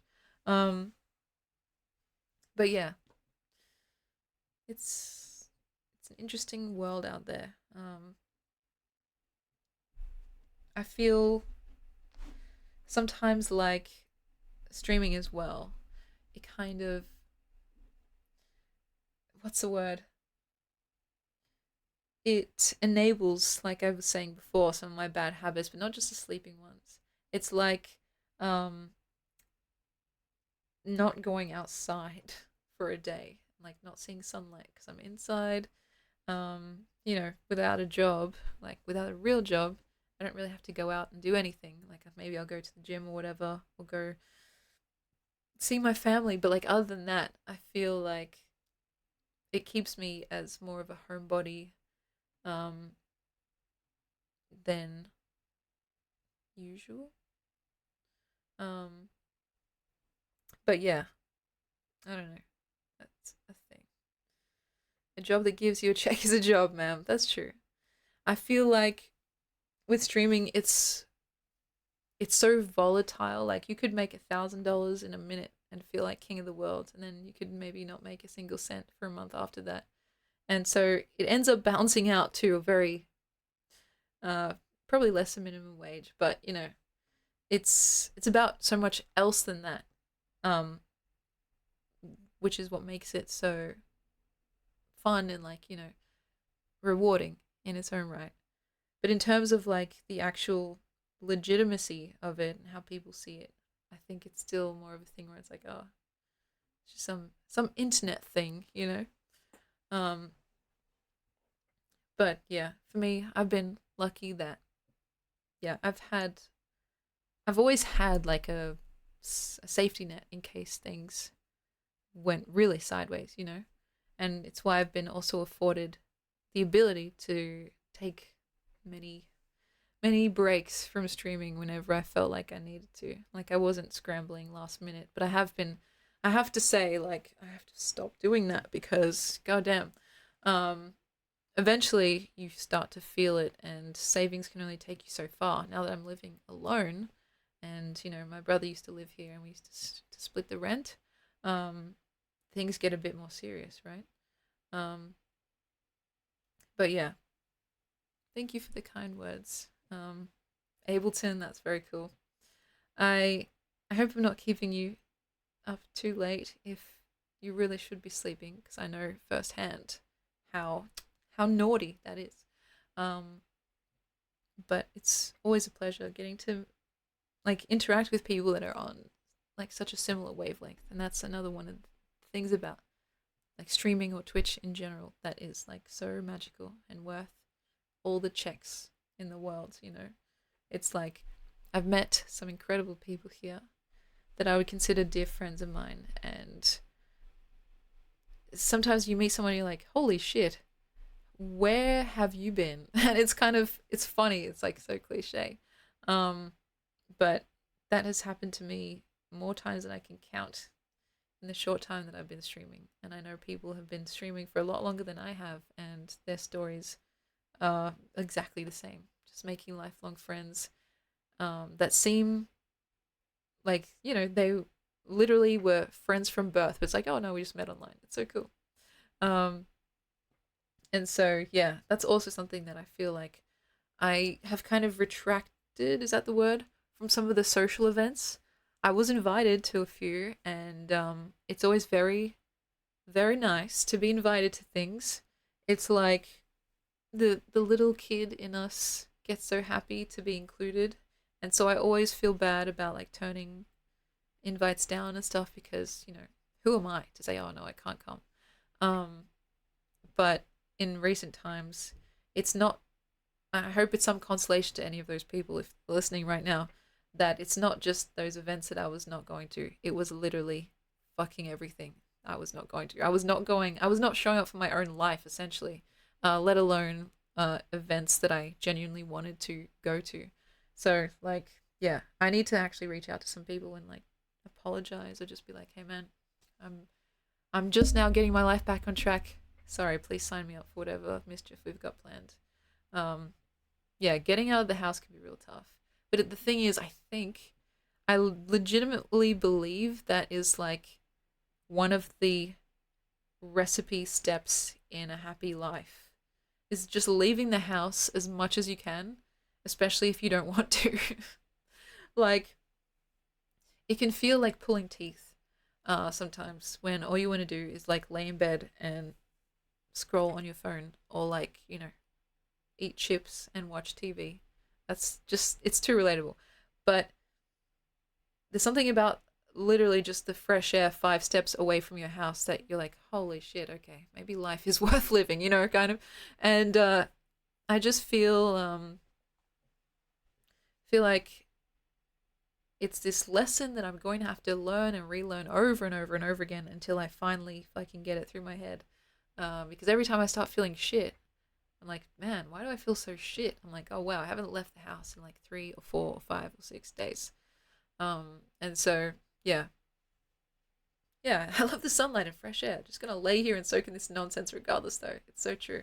I think that's why it can be very helpful to have people in your life to get you up when you're not strong enough to get yourself up. And so it's a kind of thing where like I was saying earlier, I owe everything to some very special people in my life without being too dramatic and just trying to be as frank and as candid as possible.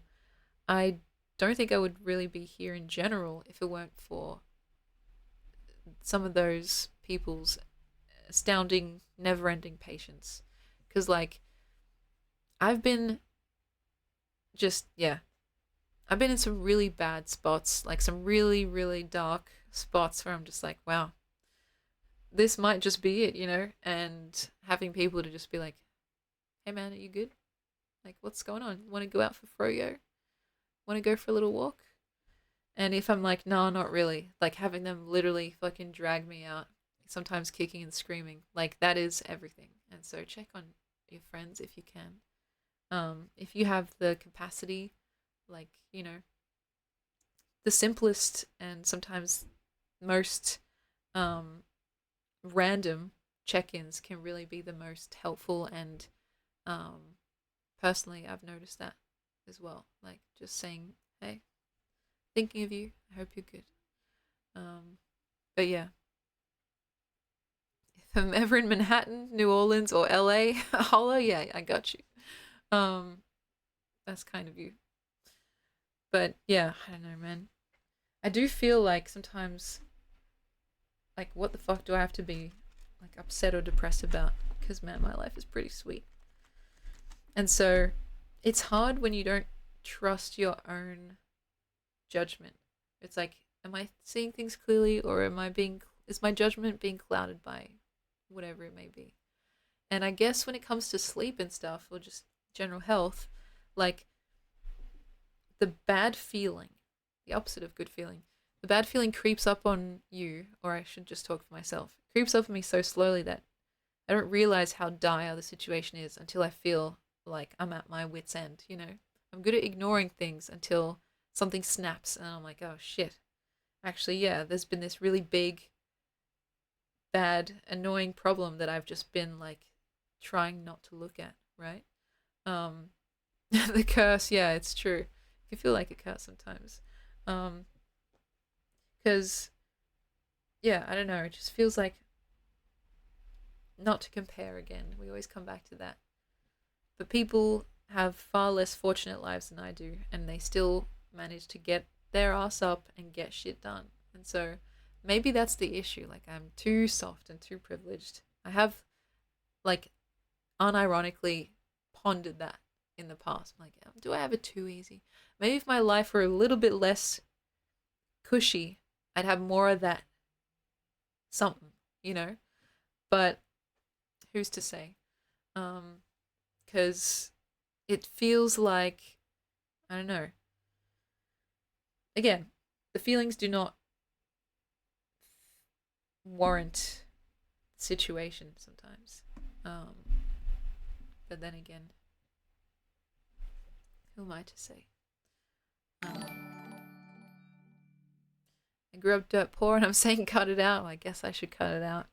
I don't know. It's just like, it's weird and the human brain is weird. And sometimes if I'm left alone with myself, I can drive myself crazy, which is why, yeah, that's why I'm saying how important it is to like just find those really stand out people in your life. They can help like fill in some of the blind spots that you may have. They can tell you when to cut it out or when to like pick you up if you need it. And hopefully you can also do the same for them. Or, you know, on the flip side, someone random can come in and tell you to stop yapping. It's like, that's cool, bro. Yeah, I've also found some really wonderful people on Twitch that, you know, have become like my ride or dies. And it's very funny and sometimes very strange how life works out like that. Yeah, it's like, I don't know. It feels like I would find comfort in believing that idea that everything happens for a reason. But for me, I don't know, my faith in that kind of wavers every now and then. And so, yeah, it's the kind of thing where I just have to have some kind of faith in something, maybe in my axioms, and just thinking, all right, well, this is what I believe makes a life good. And if you just follow that, you will stumble, you know, you will fall into the right places, essentially. Maximizing pleasure, minimizing suffering. Though, despite those being my axioms, I don't always act fully in accordance with them. Sometimes I do cause my own suffering, and sometimes, yeah, like it's not entirely clear if it is pleasure or suffering that I'm like experiencing or going after. And so,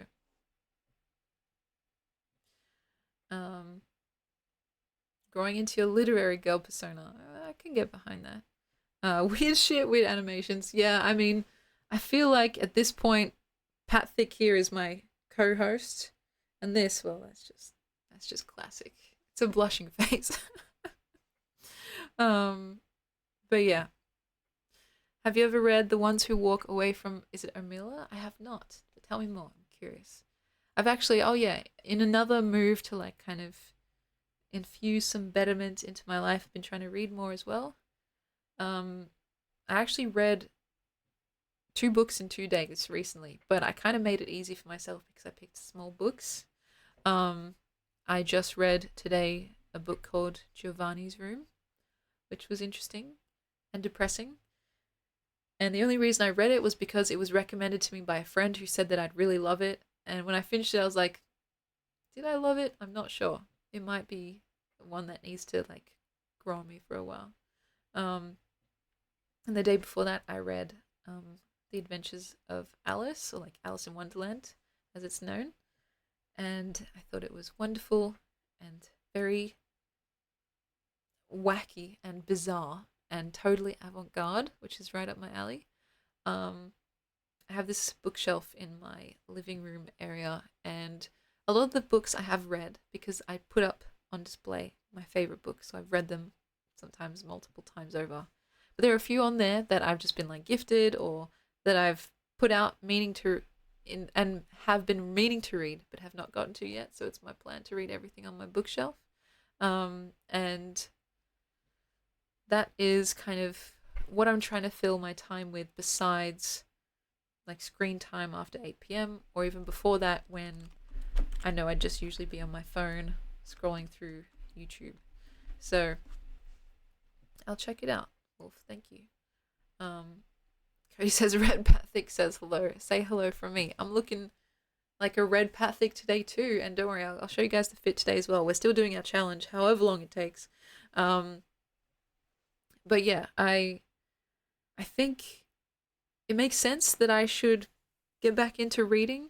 I think it's a wonderful practice, and reading and writing, it's like peanut butter and jelly. You know, they go together so well. And I think the more you read, the better uh, you write. And I also think that sometimes just reading will automatically make you want to write. Like it will fill you with inspiration and ideas. And I think that's something that can never really go astray. So I'm going to try and fill my life with more meaningful things because, yeah, I don't know. My phone has been sucking a lot of my time recently, and it gets to a point where you don't even realize it, but you've spent like fucking 10 plus hours on it, and you're like, that's crazy. I could have. I could have been a productive member of society, but instead I was like watching someone do a dance on TikTok, and it's like, fuck. Oh, good lord. Anyway, I still think there's room for some of that, and I think to demonize it entirely is unhelpful. Um, but I guess, proven to myself that I have trouble with moderation, at least in that regard. So I'm going to brute force kind of, you know, try and override phone time with maybe book time, something like that, or even just other creative stuff. Because I think I'm at my happiest when I'm making stuff. So really, I should just be making stuff all the time. Um, of course, to make things, you have to spend a good deal of time just thinking in general, which looks like nothingness to people outside of that process. But trust me, it is very, very legitimate, and it is very um, essential, I would say. But to most people, it's just like you're just sitting there, right? But it's funny that like maybe half of writing involves not writing. It involves actually living and going out into the world and gathering your inspiration, thinking about how you're going to phrase things, thinking about what you want to say. And yeah, it's a very funny practice because it's kind of like it's deceptive, and the work is it's a very invisible form of work, especially once you get that final copy. All the labor that has gone into it just vanishes. And that's the mark of a good piece as well. Like if you can see where someone's been working away at something, if you can see where it slips or it feels jarring, then that's more often what you get from an amateur piece of writing. But so the thing is, it's like a double-edged sword. If you want to be good, people are going to think it's effortless, and I guess therefore kind of discount the work that's gone into it. Um, but yeah, reading more in general, I think, is a good and achievable goal, right? Opium, welcome in. It's been a long time, my friend. I hope you're well. I feel like starting small has been helpful to me. I didn't try going in reading like a very thick tome because I knew that would make me feel discouraged, right? So I have started with purposely small books, and maybe tomorrow, to keep my record going, I'll find the next thinnest book on my bookshelf and see how I go. If I could read, I'd be unstoppable. I swear that's a meme. But yeah, eventually I'll have to tackle some of those bigger books, and I'll just have to like sit with the discomfort of like having to put a book down halfway through and being like interrupted by someone, and like not wanting to be interrupted but having to go and do other things. Because that's like something that happens to me no matter what activity it is I'm doing. Sometimes if I'm in the flow state and I get interrupted, it feels physically painful to drag myself away from that thing. Um, I have not read all of Hemingway. In fact, I don't think I've read most of Hemingway. Um, it's mainly, in terms of like the canonical greats, it's mainly like Oscar Wilde, of course, Shakespeare, and some of those fucking, oh my god, mandatory like authors that we had to read in school that I also kind of liked, but some of them I really didn't like. That I have my like classical knowledge in, because once I got to university, we didn't really study the classics so much as we studied the contemporary um, writers, and also like the experimental boundary pushing artists, because that was my specialization. Because I did experimental work, the canonical works were kind of more of a point of reference than anything else, and we didn't really stay too long on those. Um, the sun also rises. That sounds interesting. I do have a deep respect for the canonical writers, like like Hemingway, like Whitman, because they really like set the tone. They really just went out there, wrote some incredible shit, and were just like mic drop. Um, and I think it kind of makes sense that in school, like kids don't really like reading them because they can be kind of dry or a little bit involved. Yeah, they spoke the truth based on their life. That's so true. And I do think in schools, I've said this before, that they should take a different approach to like actually getting kids to give a fuck about like literature in general, especially poetry. But as it stands, I guess it is what it is. And I feel like a lot of the times, if you're ever feeling like down or depressed or like no one understands you, you pick up a book, especially one of those like canonical classics, and you realize, holy shit, I've never had an original thought because this exact feeling that I'm feeling has been perfectly articulated here. This feeling that I thought no one else would have ever experienced. And there's a beauty in that. You get to see your own humanity reflected back at you, realizing that it's not the end of the world, even if it feels like that. Um, because someone has obviously felt the same thing and kind of lived to tell the tale. And so there's a comfort that I've found in that. You get to read about all these exciting adventures and stuff like that. Um, I was a very voracious reader when I was younger. I don't know what changed. I do think my attention span has um, suffered recently, and I don't doubt it's in part due to lots of things, but my social media usage is definitely not helping. And so I'm going to try and retrain it in the same way that you go to the gym and train your muscles. I'm going to try and retrain my brain, and hopefully getting better sleep and like eating better as well will like just holistically work to um, bolster everything in general. Um, but yeah, I just feel like it's time, you know. Um, yeah, tech has definitely changed. Imagine Hemingway had TikTok or Instagram distractions. You touch on something really interesting there, and it's something that I've thought about a lot actually. Like the modern day person is being pulled in all directions at once. Their attention is the hottest commodity there is, right?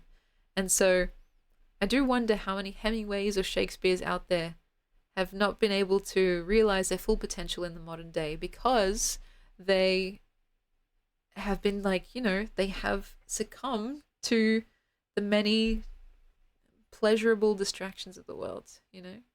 Um, it's interesting to me because like I do think there's two schools of thought and they're not necessarily mutually exclusive. Like you can believe in both at the same time. Like I do think there are some people that will just share their thoughts and opinions no matter what, and they will have enough discipline and enough like willpower to power through any distractions, right? I also think that the modern day has like gamified stealing your attention to the point where you willingly give it over because it feels good and you feel rewarded, and you don't realize what's being taken from you until sometimes much, much, much later. And in saying that, I know that I'm part of the problem here. Like, people think that their money is their most important currency, but it's really not. It's really their attention.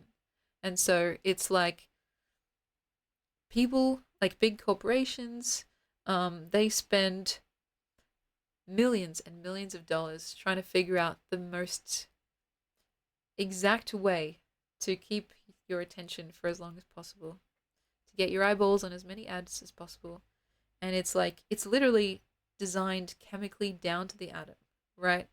To make you as hooked as possible, right? Um, to an extent, I think it's always been this way. We've had, um, we've had like maybe physical limitations that nowadays we don't, and new tech and everything has kind of supercharged that ability to just siphon people's attention. Yeah, why do you think we're here? Exactly. And so I'm implicating myself in this too, and the irony is not lost on me. Um, but it's a kind of thing where it's like, if you realize it, well, maybe at least you can spend your attention, like, your most important currency, as wisely as you can. And if you feel like you get value out of this, and that's fantastic. Um, if you feel like you get value out of the other ways that you spend your attention, that's great too. But I guess it's more about the pros and cons and what you feel is, I guess, worth the pleasure of, you know, your eyeballs falling upon. Does that make sense? Um, and so, yeah, it's a very tricky topic. But yeah, I learned to appreciate literature more than before. Or that's good. I feel like literature in general is such a gift. Like it's endlessly gracious and can give you so much. And the like text in general is quite interesting because it's, on one hand, it's inert, right? It doesn't move, it doesn't change unless you're reading some fancy Harry Potter newspaper that like literally changes the words as you're reading. Um, and so it's interesting to think that it can somehow still have this like alive quality to it. But surely there must be some level of that because I've read the same book like when I was 10 versus when I was 20 and came away with something wildly different, right? So surely there must be something that changed. The text didn't change, the font didn't change, nothing changed. So I guess I did, right? And that's quite interesting because it's like you are using the same stimuli or stimulus, I suppose, and creating a different effect. And so it's kind of like this very fascinating collaboration between what seems to be inert and yourself to create something better or bigger than the sum of its parts. And I feel like that's very beautiful. You see that not just with literature, of course. You see that with like visual art and all kinds of different kinds of art as well. Um, but it's like it's cool. It's like it's generative, and I do genuinely believe that it's nourishing for the soul. If you ever feel like I was saying before, feeling listless or like ugh, just kind of sluggish, like what is the point? It can be helpful, however silly it may seem or sound, to just like infuse your senses with art, like art that makes you feel good, not just what some random person has called art, and just let it wash over you and like work its magic essentially. Um, and for me, that's been very, very helpful. Just immersing myself in the art of the world and of which there is lots. Um, so yeah. In terms of AI, I'm curious about the way that it's going to progress. I um I feel like my opinion is maybe an unpopular opinion. If I had to sum it up in a sentence, it would be that we haven't seen anything yet. I'm telling you guys, I don't know, this like may age like milk, but I can say with a fair degree of confidence that in the next 5 years, life is going to look very, very different, in large part due to AI. Whether that's like how we interact with it or like how it interacts with us, how it's integrated into our lives.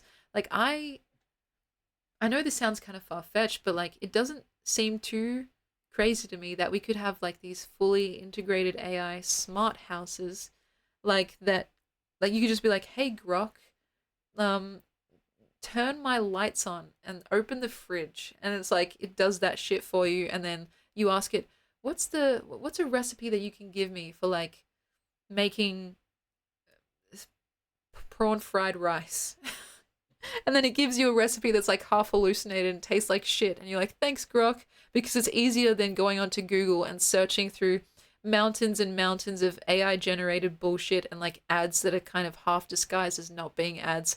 Because have you guys seen the state of Google right now? It's literally a shit show. It's so hard to find anything of use.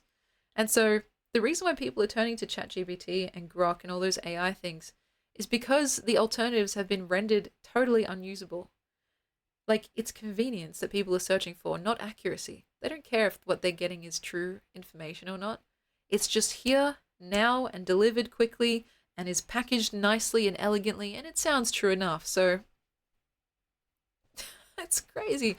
And again, I'm not above the fray. It's quite often wrong. That's the thing. But the thing is, guys, if you've not been following the AI whole thing, like, it is advancing at a scary rate. When I say scary, I don't mean to sound alarmist. I mean scary as in grand. It's advancing at a grand rate, and the ways in which it's being utilized are very interesting. I'm telling you, 5 years, sometime, maybe even less than that, we're going to see radical shifts in the online landscape and even in like general workforce, like how it's being utilized. I think people will, even against public sentiment, they'll integrate it more and more into their practices and stuff like that. And hopefully, it won't be too disastrous if they're getting wrong information. Da da da da da. But yeah, it's going to change things, but it's only surprising to the public who don't know about language learning machines. That's what it stands for, right? Yeah, it's weird and interesting, and I'm curious to see how these stories develop. Also, I saw something that kind of made me pause for a minute, which was that when it came to asking these AIs like to give the best, most accurate, most thorough prompts, people were like kind of manipulating it through the medium of storytelling to get it to perform better. And it was this weird circular moment of like how literature in general will never really fully become obsolete or die out, even in the face of these incredible technologies.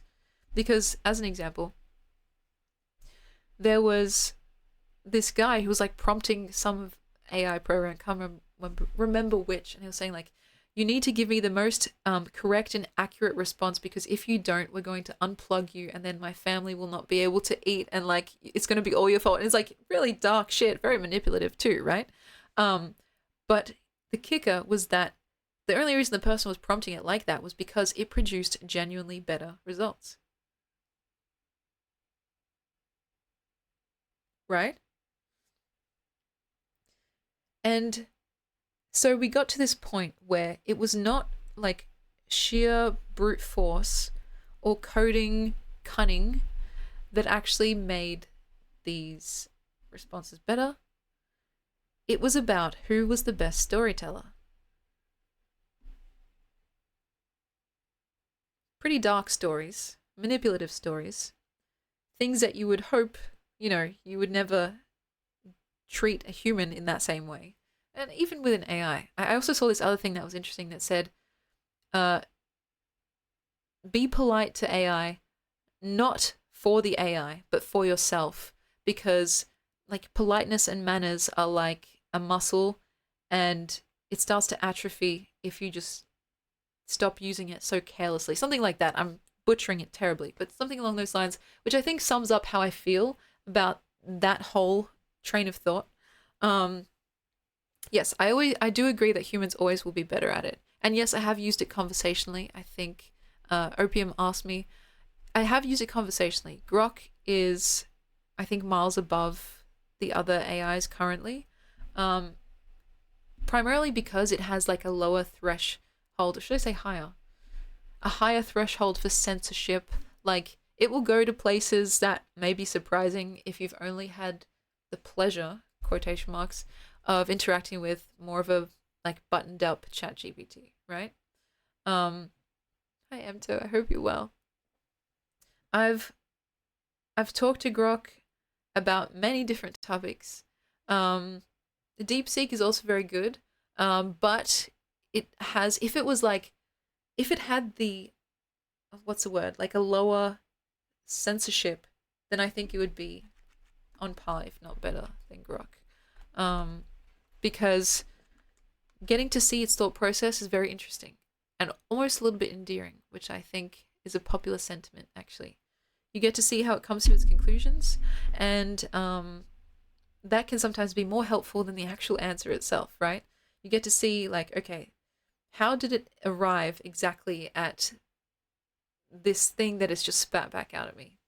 And so that's the kind of thing that I think is very great about DeepSeek, but I think the other AIs can also be like encouraged to do similar things. With Grok, it can really touch on some like dark or taboo or sexy um, topics if you want to go there. And sometimes it's more about the ability to do so rather than the actuality to make it feel more, not that human is the goal, but to feel more useful in a way. Um, DeepSeek tried to riz me.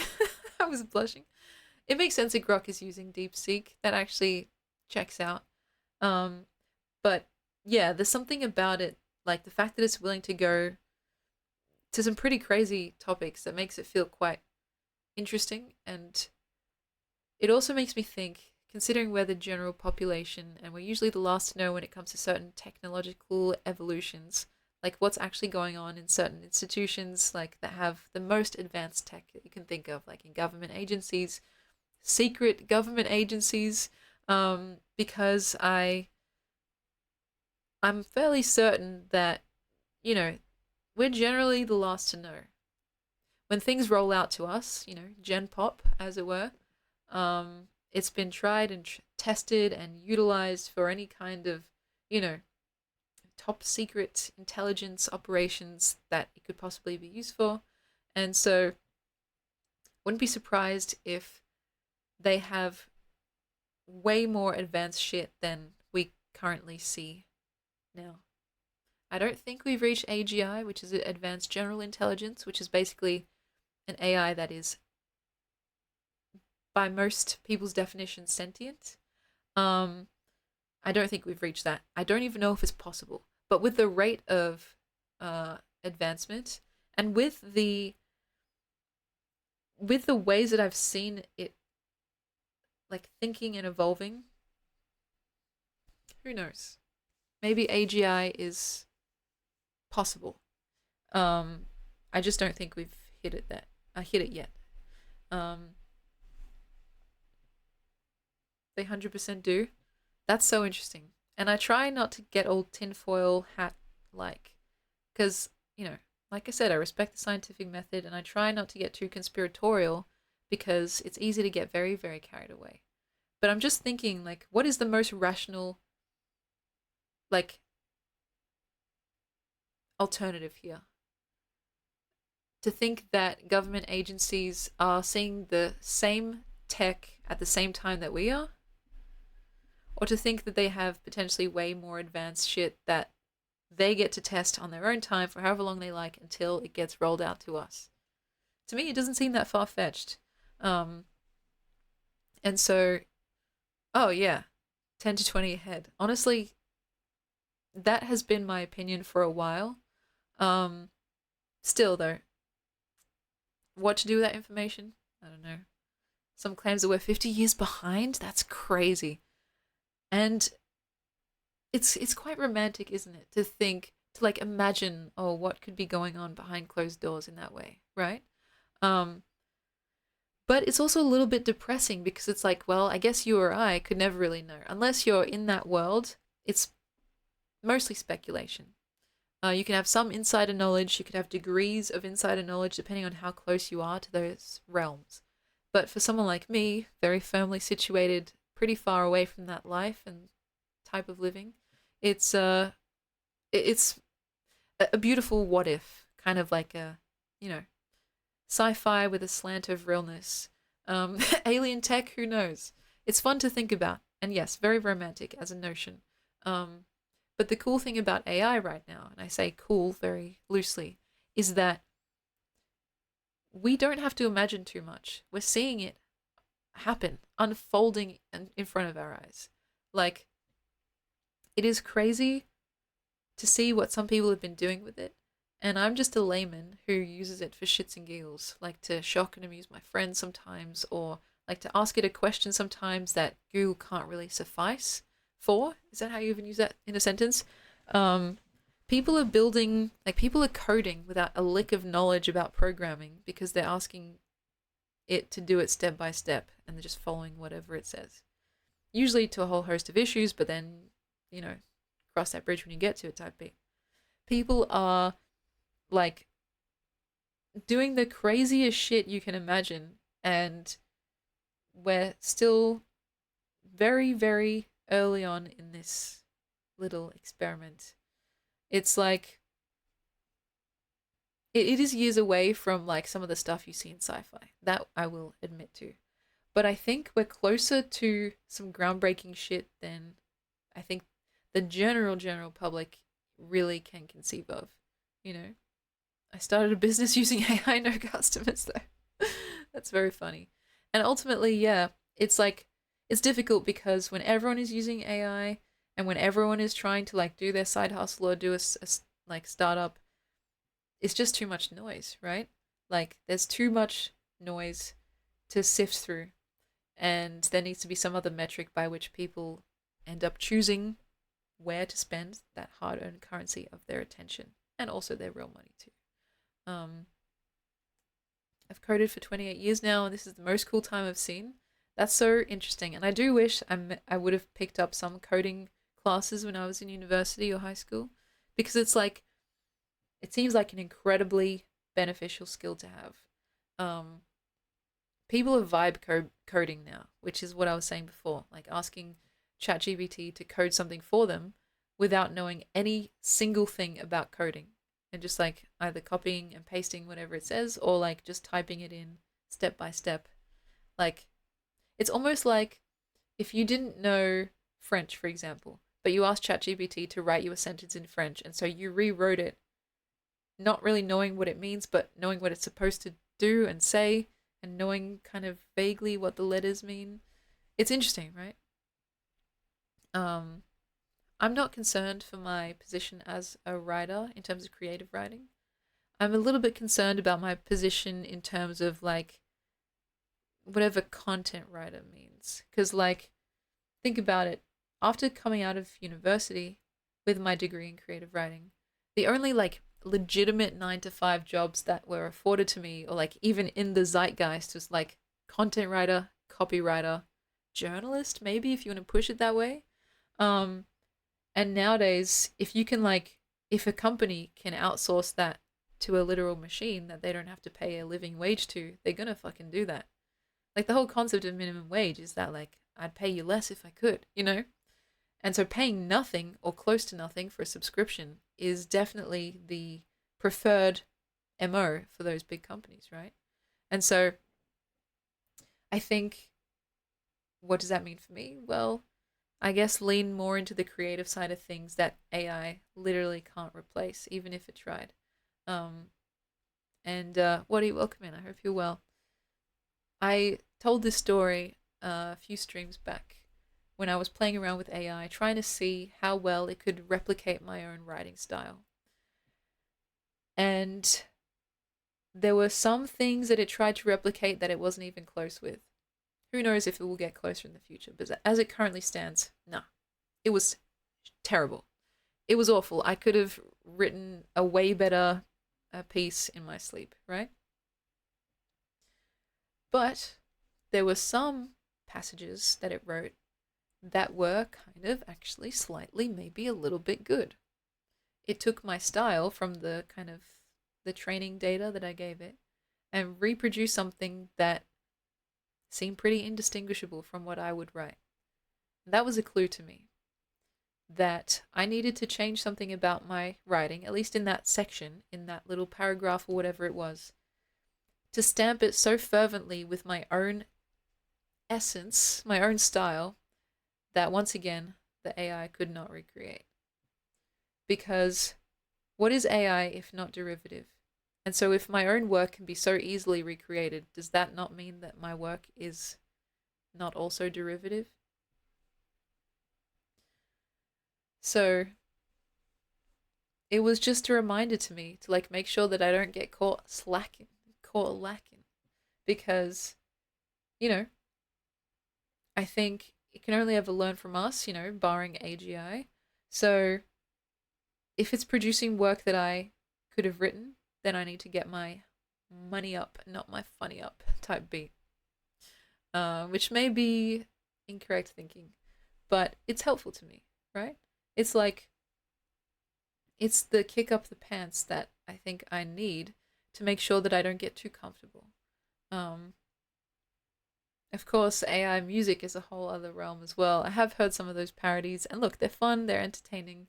Um, the Elvis stuff, don't even get me started. Um, like, I think it's an incredibly powerful tool, and that's without any moral judgment attached to it. As a tool, it's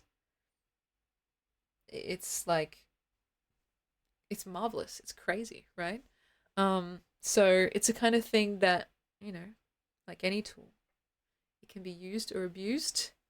In the hands of bad actors, it can be misappropriated. In the hands of talented people, it can actually be transformed into like, you know, a powerful force that can then make something kind of cool, right? Um, in terms of the actual monetary side of it, I don't know. Like, I think that's something that will become more of a conversational topic as the whole AI discussion evolves. Um, I do think I did have some predictions. I did think that like live events, concerts and stuff like that, um, performing in bars and stuff was going to make an even bigger comeback than it has been, even though it's already a massive thing. Um, you know, barring people's lack of disposable income, I think it's one of the um, what's the word? The biggest like oppositions to AI in general. The only reason people wouldn't go to a concert or whatever is because they can't afford it. And also, I think another prediction is going to be the re-emergence of physical media as everything kind of moves towards the intangible cloud, right? Um, People want to feel the realness of the thing that they're buying or they're experiencing. They want physical media. They want books. They want CDs. They want vinyls, like movie, like DVD cases and stuff. Because I think there was it a political philosopher who wrote the famous line like "You will own nothing and you'll be happy," um, about whatever it was about. I've taken it to mean like the rise of just like renting everything. We can't actually have anything physical to own for ourselves. Um, yeah, it is very expensive. That's the thing. Because like think about it, how many streaming services are there out there? That's a sentence where it's like, oh, if you want to watch your favorite show, oh, I'm sorry, it's not on Netflix, it's not on Hulu, it's not on Binge, it's not on this, it's not on that. You have to get this random other fucking subscription app. That's another $8 a month, and it's like, what the fuck? Just go Pirate's Life and you'll be right. Or people actually do want to support the creators, so they'll get the physical copy of the thing and be able to have it in perpetuity without risk of it being like shut down or like the movie leaving the streaming service. There's been so many times where like I've been like, oh, what if I revisit my favorite show on Netflix? And it's like, oh, actually they took it down. It's like, what the fuck? What is even the point? You know? Arrested Development. Anyway, it's yeah, my two predictions.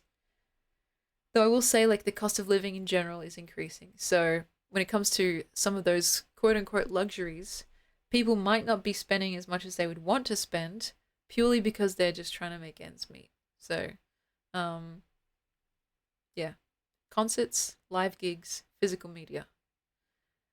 Further integration of AI into society, into business practices. I'm even thinking fucking like healthcare and shit, which is pretty scary. But also like smart homes and smart devices.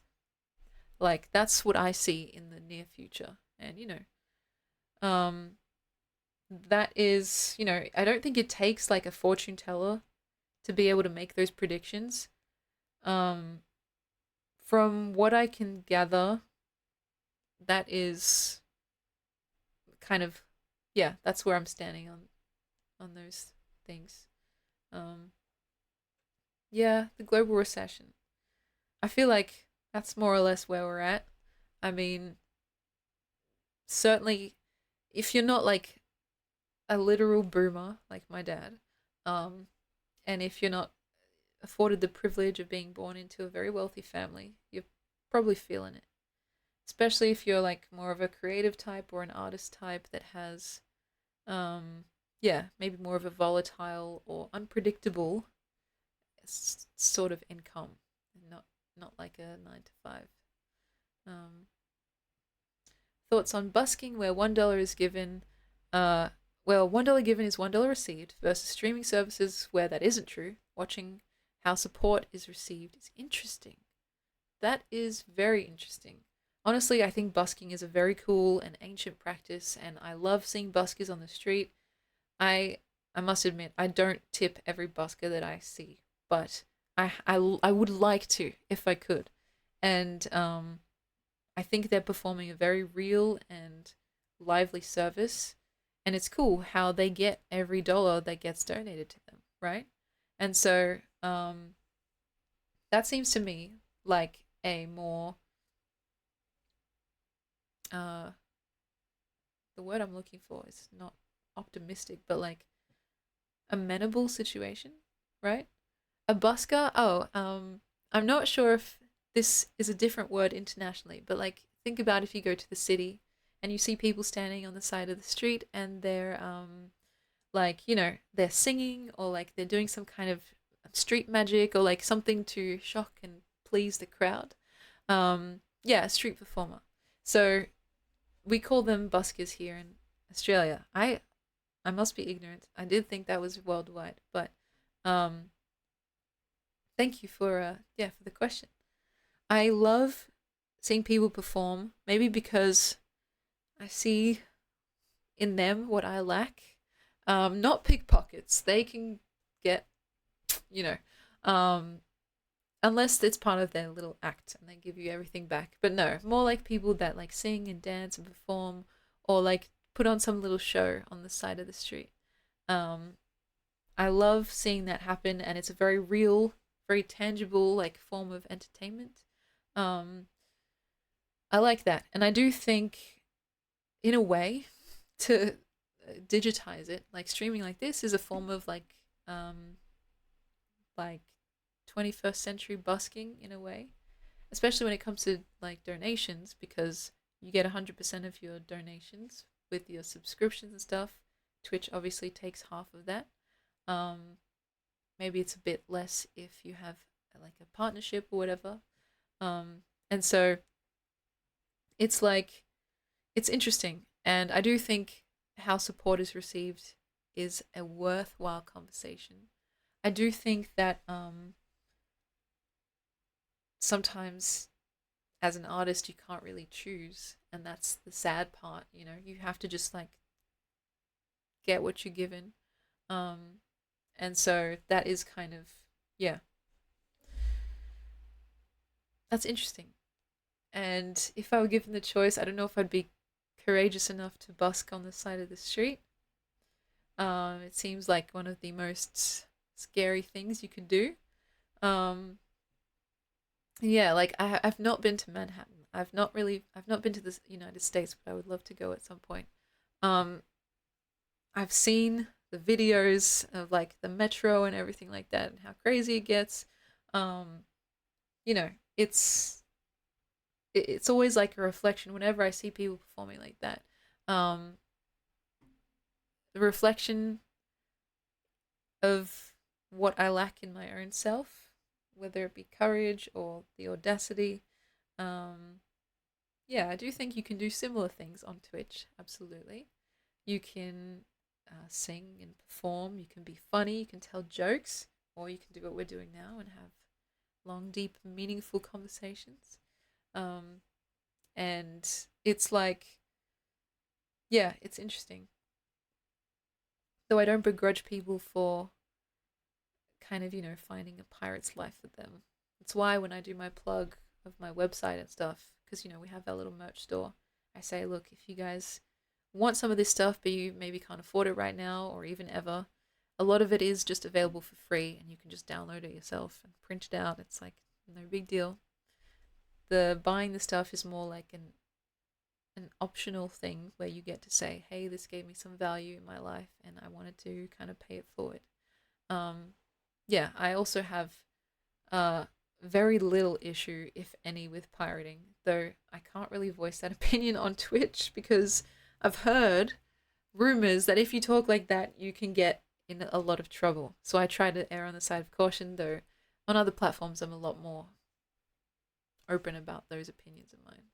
Um, and so, yeah, maybe now's a good time for our affirmations. Don't worry, Cody, I see you. And then we'll do a proper website plug and I can show you guys. Well, if you want to see the full outfit, look at this.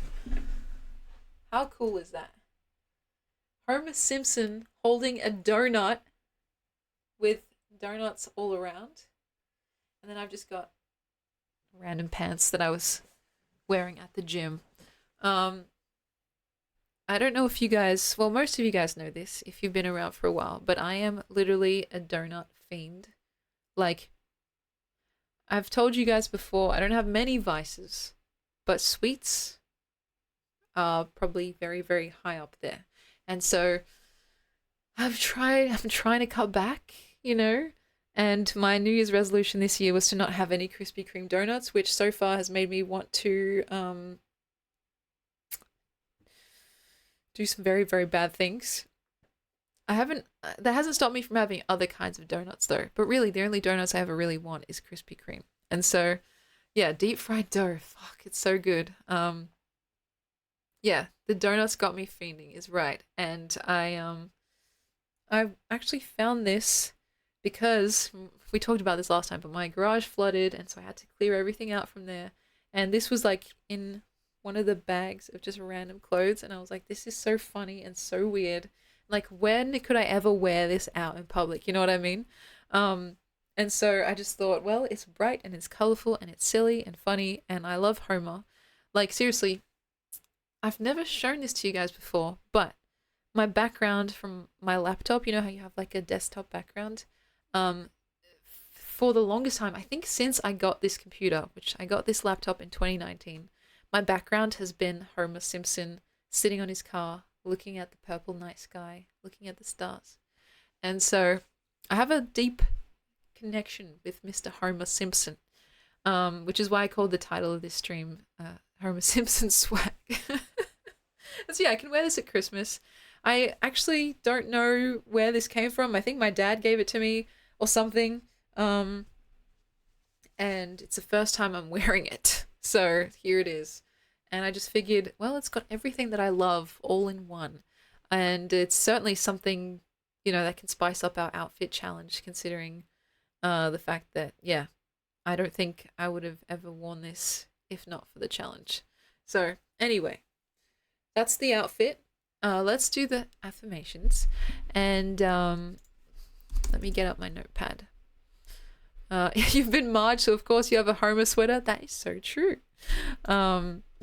Yeah, I'll show you guys the Homer background. Homer Simpson on his car looking at the stars. Because it's just an image you can find on Google. This is my background, and it has been for a very long time. It's like a bigger version. It's like Homer is really small in the picture. He's like, I can't even find it, but like, yeah. I do know the episode that comes from, and it's a very like touching and moving episode. I honestly, I don't think I could ever watch it again because it'll make me cry. But yeah, I love the color and I love the contemplative Homer. I love the fact that he's sitting on his car, and I love the purples, like the purples and the blues. It is very, it's introspective. Yeah, space in general can be very introspective. Like suddenly makes us aware of our own smallness, I suppose. Um, but yeah, I it's weird because my favorite color is pink currently. It used to be red, now it's pink. I guess purple is close to it, but like I don't see myself ever changing my background because I'm too attracted and too attached to this like image in general. The feelings of like almost melancholy, but some sweetness in it that I really like. Um, but anyway, let us do our affirmations. And for anyone that has not seen this before, it's your lucky day. Yes, ambient is a great word for it. This is something we do once per stream. It's like a little pick me up for anyone that needs to hear it. I've certainly needed to hear it in recent times.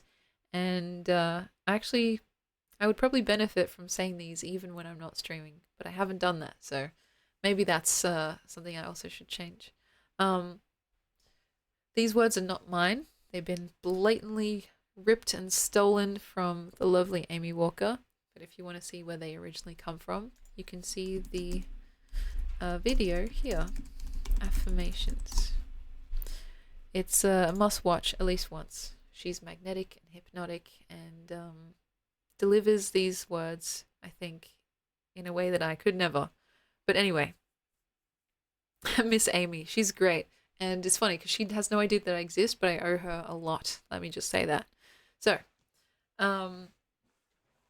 as for the Homer picture, it does look a bit like Uluru, doesn't it? I would only have to assume that it's not, considering he's in the US, but it does look like the silhouette looks iconic. So maybe anyone that's from there will be able to fill me in.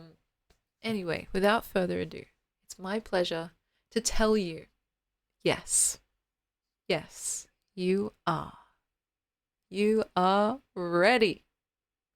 You are equipped. You are connected. You are unique. You are gorgeous. You are loved. And my personal favorite, you are alive. So thank you for being here in this stream, for welcoming me or re-welcoming me back with open arms, but more importantly, being here on this earth in general. It's not always easy, and that's something I know firsthand, but it is always important, and I do think we can make life good for one another. So stick around, because I think that's worth something. It's worth a little something something. And yeah, I think we were all meant to be here. That's a very nice way to put that. And now, as kind of like a shot chaser type beat, let me just take this moment to also remind you guys that I have a little website that you can check out. You guys were curious about my work. This is it. Not all of it, but a lot of it. And it's not just poems, it's all kinds of stuff. Like, I've got fiction. I've been really into my fiction recently. And I've got like some diary entries. I need to update that. Because I've got all these diaries from when I was in like high school and stuff. But I just haven't done the transcribing and stuff like that. And so yeah, the website is Poetry or Else. As for the goodies, well, I'm so glad you asked. We have our poetic shop. And you know how we've had this like ongoing saga with the shipping being ridiculously high for some reason. Guys, don't even look at that. Well, we changed the shipping to be free for any of the postcards. We increased the price by $1, but we're really like eating the price of the shipping into the actual product. So it works out to be the same for us anyway. But the thing is, for some reason, I don't know why, if we just programmed it wrong, but anytime people like putting the postcards and stuff into their carts, it was saying the shipping was like ridiculously expensive. It was like 10, 20, $30. And so like it doesn't cost that much to ship out a postcard. I mean, surely if it's like a hoodie or whatever, then it's going to be more expensive. But the least we could do with the postcards was make it free. So, yeah, now the shipping is free, and it should be worldwide. Let me know if you come across any problems. And it costs us actually 3 or 4 dollars to ship it ourselves. The price used to be $9, now it's 10, but the shipping used to be like fucking, well, it was very random. I don't know why. I still don't know why. But yeah, so it seems like it's increased, but actually it stayed the exact same with the added benefit of being free shipping. Yay. And so if you guys would like a little piece of this channel, this is where it all is. And some of them are more cursed than others. Like the Cat in the Hat one, we definitely should make a Marge one. That would be amazing. Or if posters are more your style, we might actually change the posters as well, because we were thinking the reason why the posters have a bit higher shipping is because they're so big they don't fit in a regular envelope. But if we made them a bit smaller, who knows? We'll have to see. Then we have our apparel, our little toys and stuff like that. And yeah, all handmade by us. When I say us, I mean myself, my mum, or my auntie, depending on what you get. And yeah, it's our little labor of love. So if you're curious, here's a link. But yeah. And what else? Oh yeah, every single order comes with a bunch of free stuff, little like stuff that we're working on in the lab, as we call it at all times, like 3D printed stuff or like magnets and stuff that, you know, we just wanted to make it extra special. But yeah, I just thought I would let you guys know that this is a thing that exists, should you feel so inclined. Otherwise, most of my stuff here is just available for free anyway, like the posters and stuff. You can literally just download them yourself and print them out if you want. Like it would be hard for me to begrudge anyone for doing that. I know what it's like to maybe not have enough or as much money as you would want for certain luxuries. For me, in the past, it's been that way with like games and stuff. Dubiously acquired certain games for sure, but in the future, like when I had the disposable income, I usually just like came round to the ones that I got the most out of and just like, you know, finally got them legitimately. And so I can see how maybe some people would prefer to do that too. And so yeah, this is all my stuff. I'm gonna buy some stuff. If you buy my album, I'll fight you. Well, I would love to see your album and I would love to purchase it. We do have a spot in the Discord for people's like, it's not really self-promotion, but it's like stuff that people have made. And I think if you've made something that you're willing to share, that would absolutely be acceptable. But no fighting. I know exactly what it's like to be the person that's like, hey, I made this thing, and have friends be like, oh, let me buy it. I'm like, no, you're just going to have it. But anyway, that's very kind of you. Mr. Redcastle, welcome in, and Jess is welcome in. It's a very Xmas-y kind of fit, isn't it? Yeah, so the book / like the novel that I'm working on is based on these characters, Odin and Ada. And also I didn't realize, or maybe it was a subconscious thing, I didn't realize until I started rereading A Picture of Dorian Gray, which is by Oscar Wilde, that Odin is kind of like my version of Dorian Gray from that book. And it's like, it's weird because it's like, oh, how much of that was subconscious and how much of that was conscious? but in my mind, like Odin, this character, this guy, he's meant to be this like ethereally beautiful slash handsome man that makes people kind of arc up and act up because he's like he's so he's just so handsome. You know what I mean? And like the main character Ada, she ends up often doing very silly things, sometimes not in her best judgment because he is so handsome. He's so hot right now. He really is.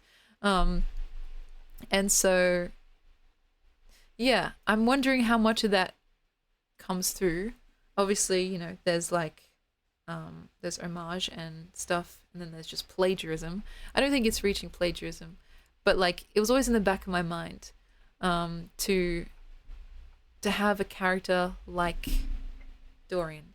And if you guys have may not have read that book, Dorian is like this otherworldly, beautiful, handsome character who is like described as too beautiful to even conceptualize. Because of that, everyone around him just like fucking falls over themselves. Um, and he gets this portrait done of himself, like a painting of himself. And he sees it and he loves it and he thinks, oh, he's kind of jealous of it because he realizes that one day he's going to grow old and like ugly by his words, but the painting will stay the same. It will stay young and beautiful forever. And he makes a wish. He's like, oh, I wish the painting could change and I could stay the same. And hence we learn as we read that that is what happens. Um, and he kind of falls more and more into this world of debauchery and like recklessness, and the painting grows uglier and older and more decrepit, and it's like a very haunting, almost gothic story.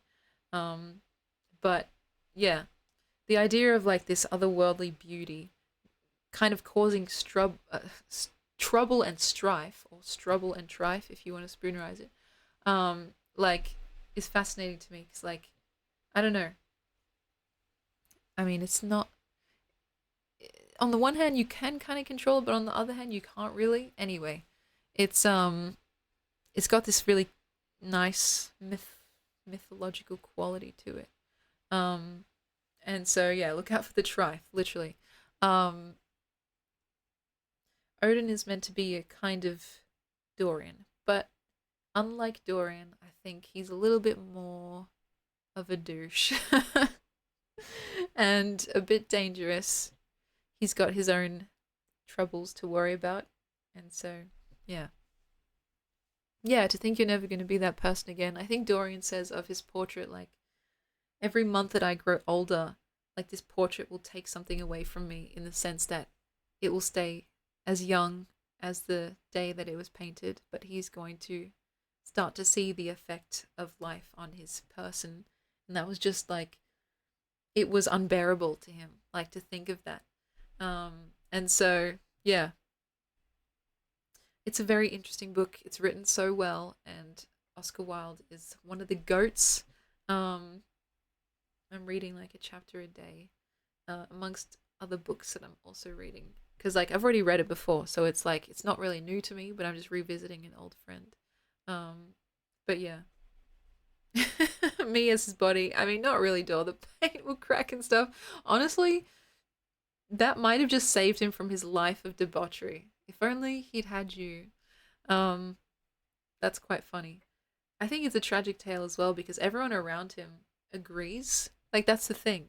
He didn't have any jester there to be like, you know what? It doesn't matter. Like you're real, and that's not real. They were all just like, yeah, you know. Um, that painting is literally the most amazing painting of the modern century. Like that's what they were saying and shit. And they're like, wow. One of the guys was like, I'll pay anything to have it. And like he was like, oh, unfortunately for you, Dorian, you're gonna get old and grey. It's like they were just actually agreeing with that silly sentiment. Um, and so it's yeah, it's quite funny and silly. Um, and the poor boy, he is absolutely he's doomed from the start because everyone only cares about how he looks. Um, like literally everyone is telling him all the time how beautiful and handsome he is, and like at first he doesn't really care, like he doesn't really understand what they're talking about, right? But when he sees the portrait for the first time, he sees his own beauty reflected back to him, and that's the moment that he suddenly becomes self-conscious. Like it's almost like the forbidden fruit, like the Adam and Eve story. He sees himself in this portrait, and all of a sudden everything that everyone's been saying to him is kind of made startlingly clear about his beauty, which previously he had been kind of ignorant of. And then he's like, oh shit, actually, yeah, I am really beautiful. And oh shit, I am actually going to lose my beauty relatively soon. And so he's very sad about it. He's like lamenting it, right? And he actually says, it's quite something that made me laugh when I first read it. He's like, as soon as I get my first wrinkle, I'm going to kill myself. But the way he says it is so earnest. Like I'm paraphrasing here. He doesn't say it exactly like that, but he literally says, as soon as blah blah blah, I'm going to kill myself. And then like they're like, Dorian, what are you talking about? You've never talked like this before. And he's like, because he's just finally realized what everyone's been saying about his terrific beauty, and how he's like the picture of youth and boyhood. Yeah, he's like, I'm legit gonna do it, and like he starts becoming like petulant and sad and like depressed, and saying like, oh, I wonder how long you'll like me for, to his painter friend, you know until I get my first wrinkle. His painter friend's trying to be like, no, Dorian, you're my friend, like it doesn't matter how you look, it's just like you do look nice. Of course none of that helps.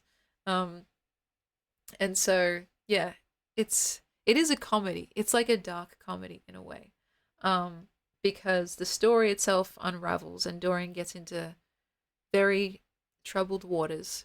He Once he realizes that his wish comes true, that the portrait instead ages, and he's free to be his beautiful boyish self in perpetuity, he indulges in every single sin that he can possibly imagine: smoking, drinking, like orgies, sex with random people. Like he does everything, like literally everything. And so, because it doesn't show on his face, it shows on the portrait's face, which he keeps hidden away once he realizes what's happening. Um, yeah, he got good advice and disregarded it. That's very funny. It's true. It's very, very true. And we never get to really see this portrait. Like, there's no illustrations, but it's described in a way that it's like, by the end of it, it's so horrifically disfigured and like gnarled and just a complete nightmare of a portrait that it like instills like fear and disgust upon anyone who happens to see it. And of course, Dorian is very paranoid about people seeing it, because like he doesn't want anyone to know what he's been up to, or like how this crazy like conundrum even happened. And yeah, once, I don't want to spoil the whole thing. It's been out for a while now, of course, but still, it's like a fascinating read, and you get to see his descent into madness from such an almost like innocent character at the very beginning, like laughing boyishly and like not understanding when people called him handsome and stuff, um, to being thoroughly corrupted by the end of it. And yeah, to think how every one of his friends, like he ends up doing everyone dirty essentially. And yeah, it's crazy stuff. It's very comedic, but also very dark, and very lyrical the way it's written. If you don't hold tight onto a sentence, you're bound to like forget what Oscar Wilde was even saying at the beginning of the sentence, because it tends to meander and have like inserted clauses in the middle for no reason. Like he'll start talking about one thing, and then he'll like change track and like have an aside about something else, and then he'll like come back to his original thought. Um, and it's not your like garden variety like Harry Potter novel, you know what I mean? Harry Potter is a little bit more straightforward. Yeah, he's definitely a mad lad. Um, and yeah, it is also like a very almost like sad but poignant, slightly darkly ironic mirror up to nature, because like Oscar Wilde, of course, was like exiled for um, for being gay, essentially. And the book is a very thinly veiled digression on what it's like to be gay in that time and what it's like to have those thoughts and impulses and stuff like that, and like what it all means essentially. But it's written so beautifully. It's like uh, I should like pick out a few sentences to show to you guys at some other point because it really is quite marvelous. Um, when you hear it read out to you, it feels like you're listening to a beautiful song because of just like the way that the words kind of flow out. Um, and yeah, I guess in a lot of ways I've been inspired by him. Mr. Redcastle there is very indulgently quoting my own work back to me. I feel as if, well, that's from his other work actually, Salome, which is a fantastic play as well. It's like this idea of decadence and hedonism. Um, the decadent writers of the time were interested in excess, as in more. More, less isn't less. I mean, less isn't more. More is more. That's what they were concerned with. But also, what happens when you do have like more of everything and like the decay that it causes? Because decadence is also formed of the word decay, decadence, and like in French as well. It's like decadence.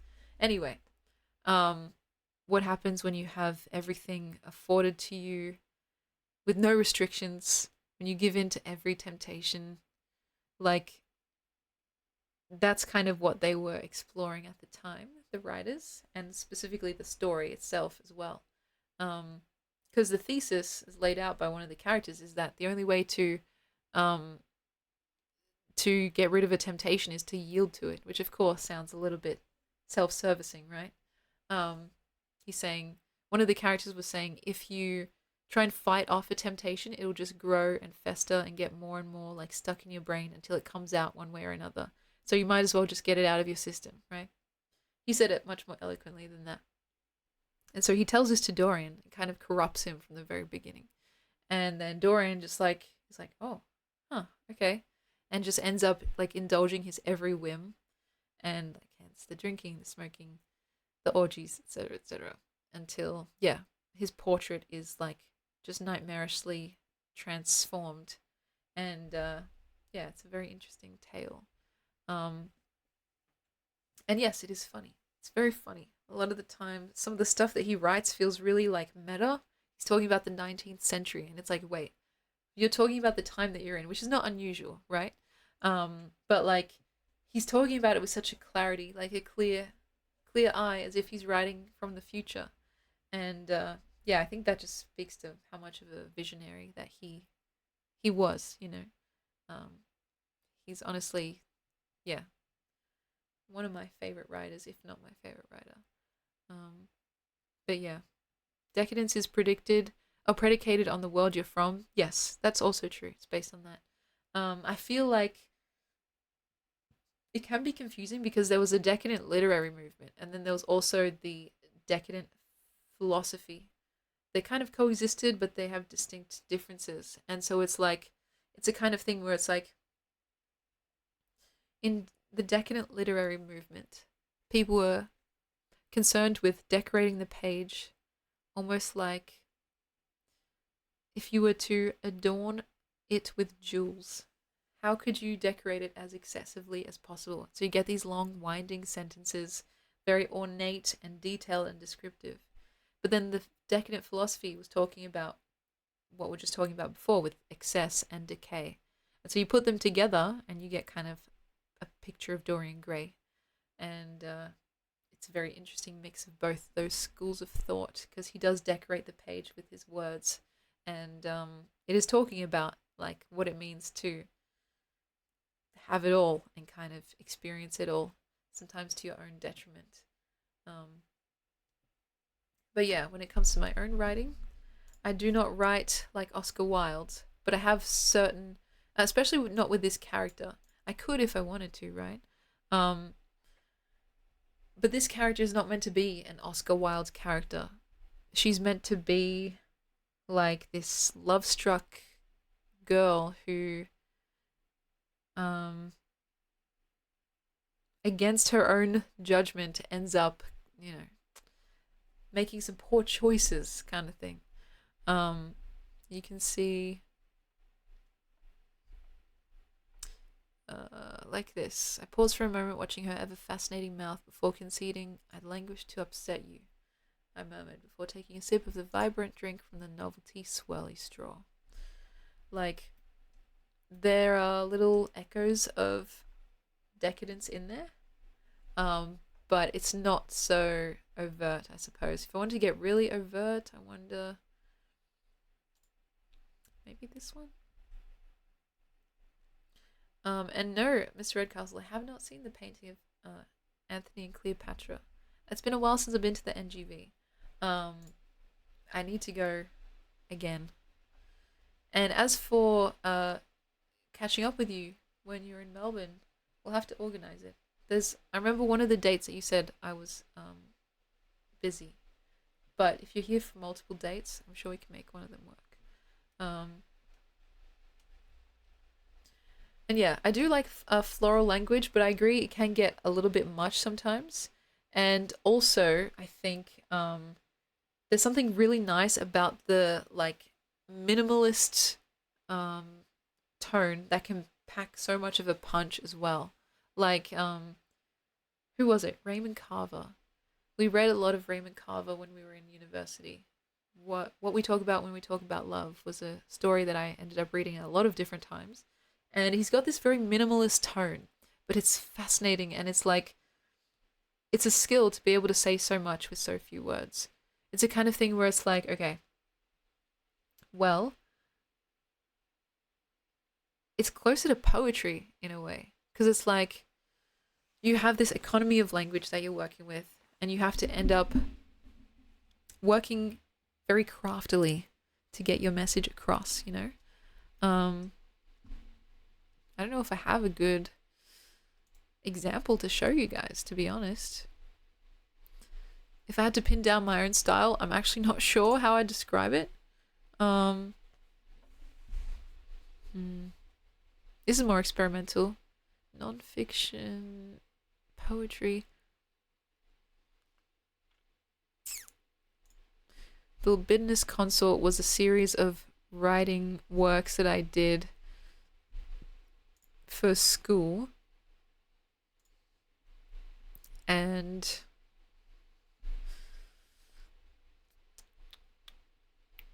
this might actually be cool to read on stream.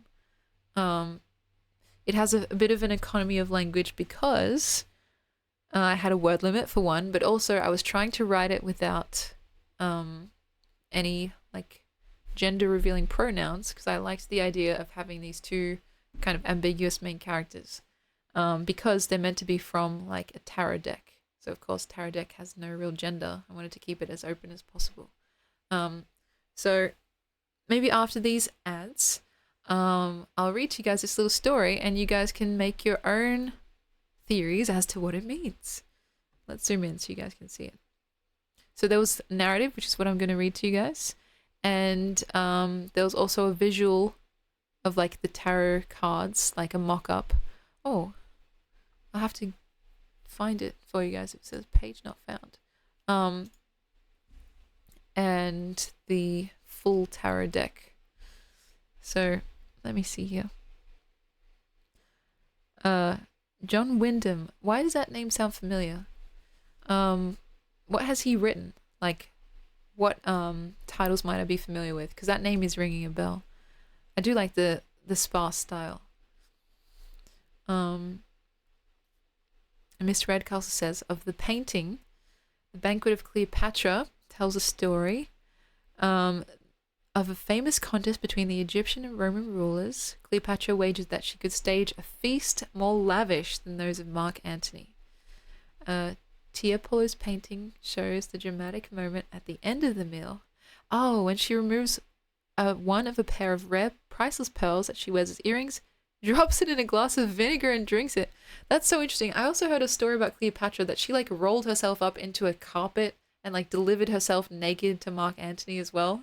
It's like she was a wild one, and I respect her for that. Seriously, um, that's very funny. And what a scene! Like, I also, oh, I've heard so many stories about Cleopatra, um, and when I'm feeling very like self-indulgent, like I have a couple of friends that I've met, like older friends from like the Elvis festival. That's a whole story, and like people that I've gotten to know that because they know that I'm like half Greek and half Egyptian, they call me Cleopatra or Cleo for short. And I'm like, I don't know how I feel about that. Like it's flattering, of course, to be compared to like a ruler, like a legendary ruler of the ages, right? Though it's not like she was necessarily regarded for her beauty, more about her power and her noteworthiness. And so that's flattering in and of itself. But of course, it's just like something that people come to because of my background. So it's not really like it's not usually anything deeper than that. But I still feel this little shiver of satisfaction um, because I don't know why. Um, and so, anyway, before I get too in my own head, let me read to you guys a story. And yes, I agree that libidinous is a fantastic word, and it means kind of like thirsty, erotic, horny, like all in one. Um, princess vibes. That's very funny, and sometimes yes, I would agree, but not in a flattering way. Don't get me started on the rolled up tissue that woke me up. Anyway, here's the story. Please enjoy, and I'm not ignoring you guys, I promise. I'm just going to read without stopping. So, God opened the clouds one evening and delivered a message to the house of the professor and the queer. The two of them had been enjoying a quiet dinner, like always, when an omnipotent cough startled them both into alertness. You have been assigned a task, God said. The professor, rapturous, and the queer, bemused, listened carefully. The arcane voice seemed to be coming from everywhere. There is a place on earth you must visit for me. Where is this place? Asked the professor, looking to the ceiling. What shall we do once we get there, and why? God's voice boomed. It is lost to me. You must find it. You must follow these directions. Lightning struck the center of the table, shattering an expensive vase the queer had won at a carnival some time ago. Half buried in the ceramic debris, a gold playing card caught the professor's eye. Curious, said the professor, retrieving the card and turning it over. A puzzle. Engraved on both sides were elaborate, unfamiliar symbols, far too small to read with the naked eye. We can't understand this, the queer protested, slightly annoyed about the vase. God's tone was apologetic. It is all I have to give. I have faith in you. Then, almost as if remembering something, God added, You have 40 days. Yes, we'll find the place, of course, the professor said, dry-mouthed. But why? There was no response. The professor began on the assignment immediately. Phone calls with linguists, historians, and archaeologists became incessant. Silence turned mythological. Time was at a premium. The professor had even lost a noticeable amount of weight from forgetting to eat. The queer was less bothered, seemingly more concerned with the beautification of the back garden. Each day the queer would spend hours planting, pruning, and watering. However, missing a meal would be outrageous. My head is swimming with symbols, the professor lamented on the 7th day. The queer was tending to a lemon tree while the professor watched from the veranda. We don't have long. Aren't you worried? Not very, said the queer, thumbing a verdant leaf in appreciation. God is counting on us. God needs us. How are you gardening? Because I like it, the queer laughed, plucking a lemon and offering it to the professor. The professor accepted the fruit begrudgingly before going back inside. That evening, the queer noted the abundance of lemon slices in the professor's nightly glass of water, but said nothing. I think I've got it, said the professor on the 11th day, thinking out loud at the kitchen table. This one, the tricky one, The professor, looking through a magnifying glass, pointed to a wavy symbol on the card. It seems to reference some kind of amphibious creature. A reptile, maybe. The marine iguana looks promising. Perhaps our spot is somewhere in Brazil. The queer, who had been half listening in on the one-sided conversation, mumbled offhandedly, Ecuador, not Brazil. Huh? The professor turned around to find the queer dangling upside down on the couch, reading a huge book. The queer, doe-eyed, looked almost surprised to be addressed. The marine iguana, ... is found in Ecuador, not Brazil. After a moment of recalculation, the professor's jaw flexed. Yes, you're right. Same thing. So, Ecuador, that's where we're going? Maybe, the queer replied, lazily flipping through the pages of the tome. I'm not convinced. It's the most convincing lead we've got, countered the professor. The professor, more frazzled than usual, found the queer's slackness quite grating. I doubt Shakespeare's collected works is going to do much help. This isn't Shakespeare. Maybe we should work solo from now on, exclaimed the professor, leaving the room with a card in hand, a magnifying glass still up to one eye. The queer shrugged and continued reading facts about the marine iguana. On the 36th day, the queer stood at the door to the professor's study with a big suitcase in hand. Going now. The professor jumped slightly and glanced up from the desk, framed by haphazard stacks of paper. You sure? There's still time. You've time? Sure, the queer replied, nodding. Right. There was a pause. Be safe, said the professor, swallowing thickly. Be well. Yes, replied the queer, knocking twice on the doorframe. You too, please. The queer left. The phone started to ring. The professor leaned over and ripped the cord from the socket before retreating into the backyard to meditate. On day 40, the professor completed the assignment. It hadn't been Brazil or Ecuador at all, a pertinent detail only realized 24 hours before the deadline was up. Getting there had been a task. A long flight, a boat ride, and lots of walking. Enough walking to be considered criminal. Upon arriving, the professor was exhausted, wrought to the bone, but the place was so beautiful the voyage almost seemed justified. An island, small, yes, but plentiful. The sun was pomegranate red in the sky, unobscured by cloud. The air was sweet and tangy, the sand crystalline. After a few minutes of aimless wandering, the professor found the queer reclining on a beach chair. Welcome, the queer said, gesturing to the empty seat in front of the professor. Is this all you've brought, you silly thing? The professor huffed, making a show of dropping a weighty backpack onto the ground. These 2 chairs? The queer was serene, holding a coconut with both hands. One each. The professor laughed, unsurprised, before sitting down. The professor, after glancing over at the queer's sun-reddened face, reached into the aforementioned backpack for a bucket hat. No objections were made as the professor fastened it snugly over the queer's head. It was quiet for a long time. Eventually, though, curiosity eclipsed etiquette. How did you know?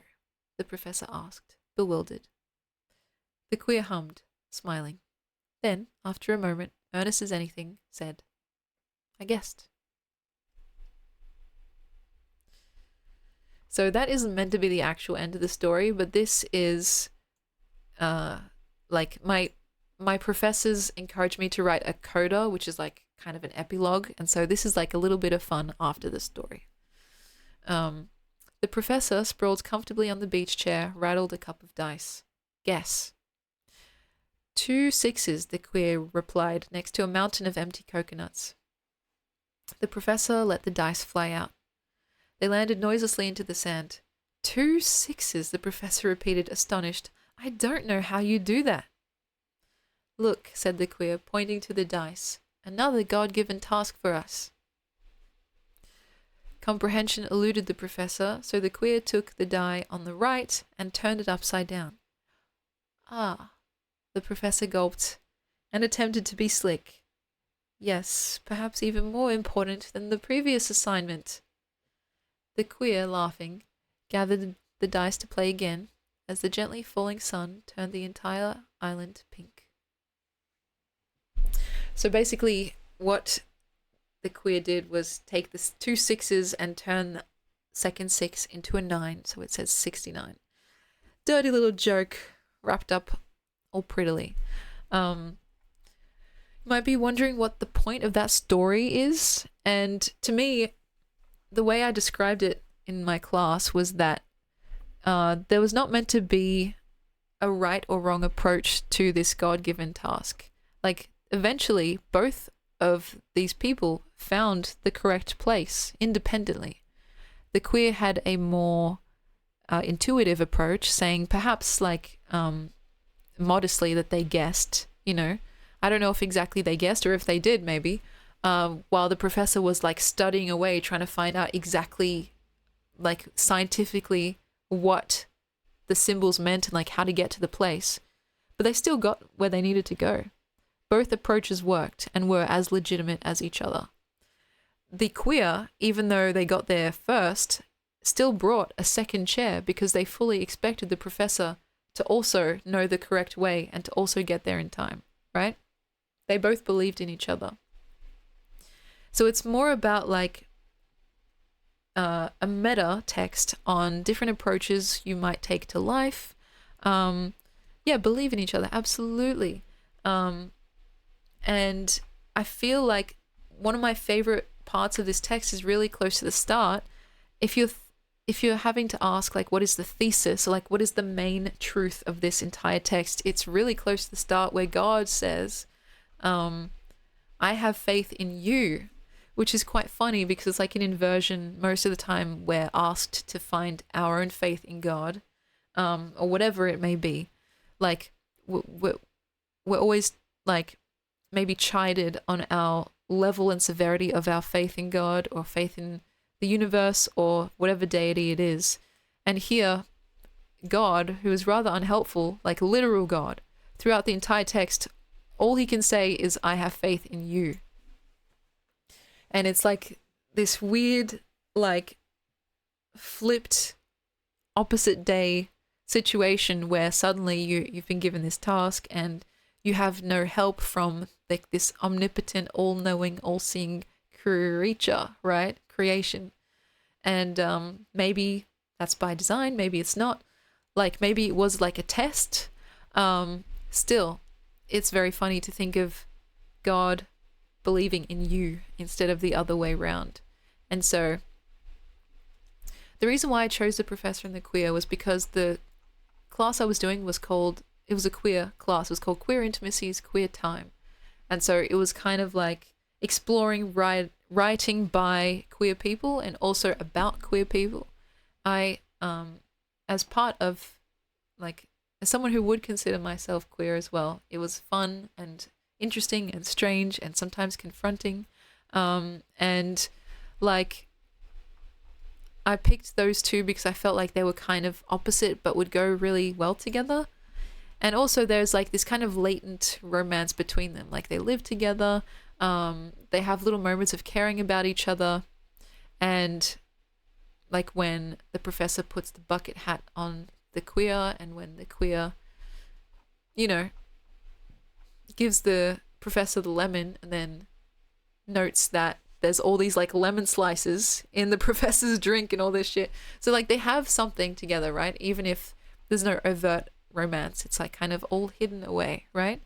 And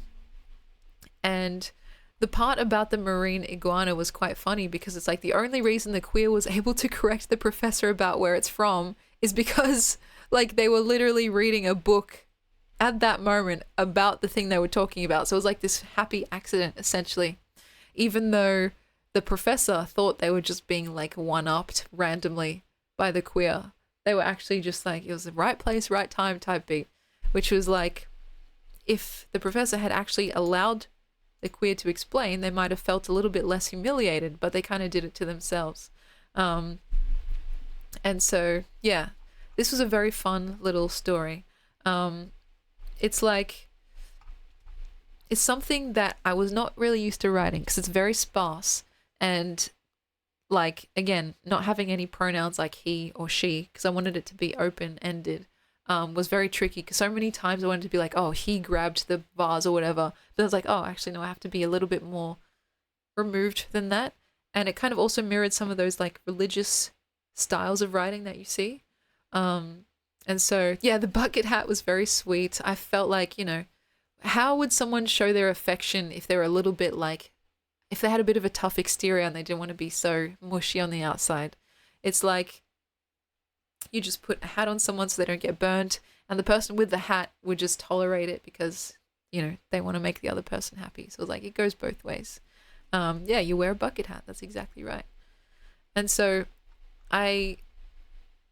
it's fun getting to revisit this after so long because it's so different to what I write now. And like, for example, let's see, like on the kind of complete other end of the spectrum, I'll spare you guys the rereading of this same story because you guys have heard it before. As like a, what's the word? Opposite side of the scale thing. This paragraph here is like a very good demonstration. Considering how sparse and straightforward the previous text was, this was like that same like degree that I was working on in university, but a very different style. So, and thank you kindly for your compliments. That's it's very sweet of you, and I'm quite fond of that story, even though I don't think I could write anything like that again nowadays. I'm so far away from that, like, that place and, like, that kind of style. I'd have to very, very, like, severely lock the fuck in. But anyway, maybe listen to this and see what differences you note, because it's very different. I'll give you guys some, like, background, and then we'll go. Let's see. As he cracked open my rib cage, glass heart, I explained sheepishly, and he pulled the thing out with a morbid curiosity. Please hold without shattering. The glow from it was illuminating him, an angel of a man. No promises, he laughed, but his eyes weren't smiling. He paused, and with his finger, traced the seam down the middle where the two chunks of crystal had been welded back together some time ago. It's been crushed before. Tell me about it, I said, and my iridescent heart began to warm in his hands, his finger still exploring that tactile groove with practiced expertise. It's ugly, like a car accident. You just can't look away. So, ... And this is the paragraph. 5, and him 3. I didn't even know it was possible, for him or for me. Where did he learn it, I was wondering to myself, or I am wondering it now, and praising / wanting to kiss the neurons in his brain for the cerebral fireworks he set off around me, the new skill he has unlocked in me. I'm so gone, kind of gone in that way where the badness catches up to the goodness too late, since the deed is already done. The poison, as delicious as is, still poison is, and though it spreads so beautifully, something has metastasized, I know it, and I'm not sure if he's so sure about how much he has bewildered me, knocked me out of sense. So it's a very kind of like windy, meandering, spiraling kind of story. And it's essentially about two people having an affair. Which is, do not follow their example. But don't worry, they get their just desserts. And yeah, a little bit more poetic and a little bit more abstract. Maroon Rose, welcome in. In April, are we having cherry house party? I don't see why not. April is a very busy month for me. I've got lots of things going on. Got my auntie's birthday. I've got a bunch of shows, Elvis and comedy shows, because April is actually, if I'm not mistaken, it's the Melbourne Comedy Festival. And that's when all these international comedians come down from, like, wherever they live, and they do a bunch of funny shit. They do a bunch of stand-up shows, and it's honestly the best time of the year. And of course your birthday, how could I forget? So of course we'll have a house party at some point. Um, but yeah, I think my writing style tends to like I don't know, tends to shapeshift and yeah, it's very fluid, I would say. Uh, Coming from Louisiana, that would be so cool. If you're from Louisiana, and please forgive me for how this is going to sound coming up, but do you have like a southern accent? Because I've been talking about it on stream for the past like 2 weeks or whatever that I have a terrible, terrible down bad thing for like southern country accents. I have a slow southern drawl. Fuck me dead. Okay, sorry. No, that's inappropriate. Cuz like it's a whole thing. But yeah, it's a very long story. Well, is it long? I don't know. I definitely sound country as fuck. I think there's no for me personally, there's no sexier accent than the country like southern accent. Like I don't know why. There's just something about that like that slow meandering kind of I got all the time in the world. It's just so sexy. Anyway, let me get back on track. I was trying to give you guys little taste tests of how different my writing can be. Even with this one, which is meant to be like a text conversation between two people with a very severe power imbalance, is very different in tone. I don't know if you guys can see that there. So it's kind of meant to be like um, people having a text conversation but without the text bubbles. It's meant to imply without being fully explicit because they could also be talking to each other. But the difference in like writing styles kind of implies the difference in their like age, profession, etc., etc., etc. So this one is pretty explicit. I don't know if I could really read it. Um,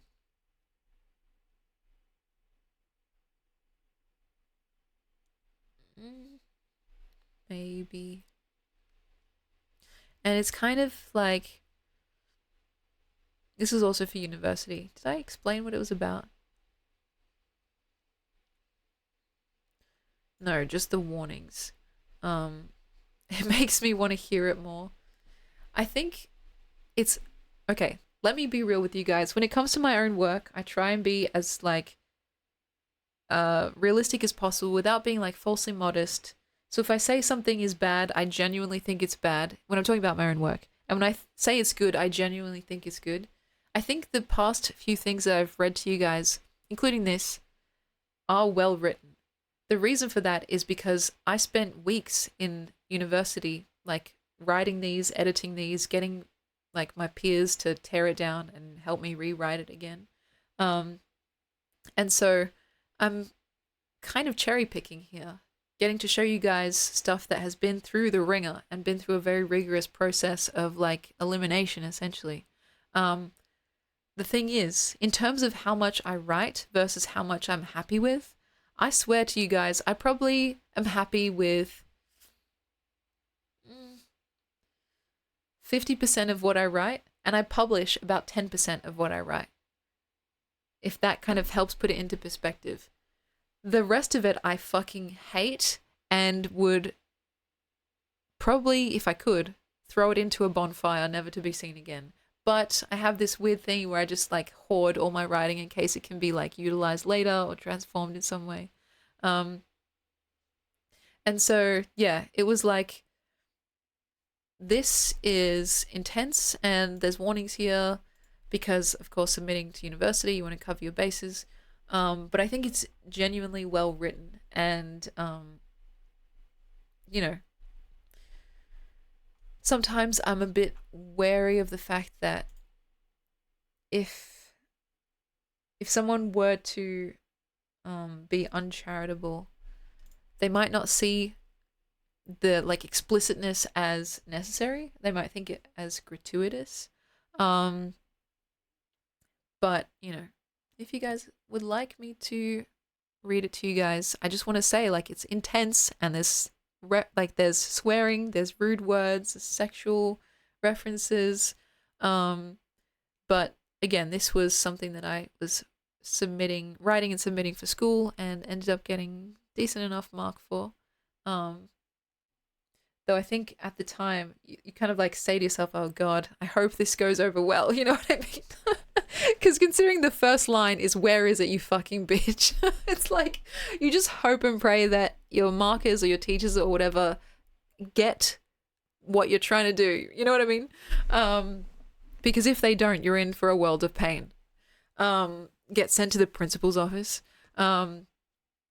Yeah, I've never loved a cake this much, but still, that's very, very funny. And at the time, actually, we were looking at different writing, like, kind of philosophers, and we're talking about how dialogue in particular can convey a lot about a character, even without description. And I wanted to take that to its most, like, extreme format, essentially. Like, screw minimal description. How about no description? You know what I mean? And so I wanted to do like this kind of double voiced piece of writing where you get nothing about these characters besides what they say and how they say it. And I thought that was just the coolest idea, right? Because I thought, well, there is stuff that you can infer. People give themselves away all the time in how they talk. You can often learn about someone's upbringing, about their education level, about what fascinates them, about what concerns them, even if you never saw their face. And so too, if you never even heard their voice, right? Like if you had their voice through a voice filter, or like if you were just like reading a transcript, you would still get something from that. And so I wanted, again, to take that to its most extreme form and have literally no prose or no description besides what they're actually saying. And so I will read this to you guys in a sec, but first, Maroon Rose, this is for you. Ready? Ding! And also, I think I missed one earlier. Let me check. I have it here. Punch Drinker, if you're still there, this is for you. Ding! And of course, a bit of a hydrate, because I've been talking a lot, guys. I keep saying I need to get a new bottle because this is starting to taste a little bit funky. No matter how much I wash it, I don't know why. So yeah, I'm going to try and differentiate my voice between them if you're not like reading to follow along. But yeah, for the most part, they're taking it in turns. So, content warning for explicit themes, essentially. Where is it, you fucking bitch? What the hell are you talking about? The cake, you stupid bitch. Don't know anything about that. I've been teaching Louis tricks all morning. The window. I left the kitchen window open. The cake was on the table. I was gone for 2 minutes to take a piss, and now the cake has disappeared. Magic. Wow. Maybe you're finally getting dementia. You're unbelievable. So if I come over right now, you won't be all sticky with pineapple syrup? You wouldn't dare. Mum and Dad are here. Also, you're not supposed to use pineapple syrup. It's too sweet. You're meant to use pineapple juice. Ask me if I'm sticky again. I need that cake back. I need the cake. Why do you assume I took your cake? Maybe your kids ran off with it. Everyone's out. Charlotte took both boys to the beach and they'll be back soon. Or maybe the cake turned invisible. You know what? Forget about it. Maybe you made the cake in a dream. Maybe you're right. I've just decided that tonight we're having a barbecue right here in our backyard. I might invite you and your parents. It'll be fun. Perfect weather for it. You're an asshole. I just won't go. The thunderstorm has made me ill. Dad won't go either. He can barely move, you prick. Don't be like that. We're just next door. It's not too far of a trek. The boys would love it. And it'll be a good teaching moment for them to see a tracheotomy tube in the flesh. I hope your house goes on fire. That's sweet of you. Also, I don't want to see your girlfriend. Please leave me alone now. I have homework. You know, each day I watch you walk down the street to catch the bus for school. Your dress has gotten shorter and shorter over the years as you've gotten taller. Are you taller than your daddy now? Well, you know what I mean. If you could stand up. I can hear your fucking phone vibrating from here. What homework are you doing? Need any help? Are you still a vegetarian? I just went for a walk to clear my head. I'm sorry for lashing out about the cake thing. I saw a cute dog while I was out. You would have liked it. What kind of dog? Golden retriever. A puppy. Mum wants to get another dog after I graduate, I think. If you get good grades. Yeah. She said Louis has been lonely recently. Dad can't play with him anymore. Why not get a cat? Allergies. I'm sensitive. You know that. Oh, sensitive. Yes, I know. It's very cute how you go all pink and glowing. Always such a vision. You're so charming. Do you remember last year on Halloween, the party? Remember what we did? I remember it often. Giving you a tour of the upstairs rooms, everyone else outside, drunk. The next morning, when Charlotte asked me about the bruise on my neck, I told her it was from work. A teaching-related injury. She's not very bright. Did you like my costume? Of course. What did you like about it?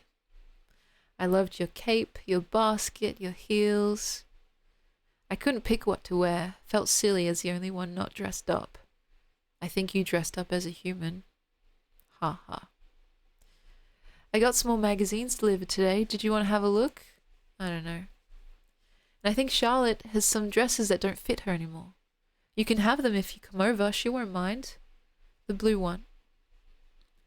You like the blue one? Yeah, that one in particular. I don't think she wants that one anymore. Tonight at the barbecue, you can take everything home. Okay, thanks. What should we bring? Don't be silly. Just bring yourselves. And, you know, I hate to bring it up again, but with the cake, the only reason I got so aggressive was because there's a diamond ring that I baked into it. Safely, of course. But I really need that ring back. And it's in the cake. You're joking, right? I'm proposing to Charlotte tonight, and that ring was very expensive.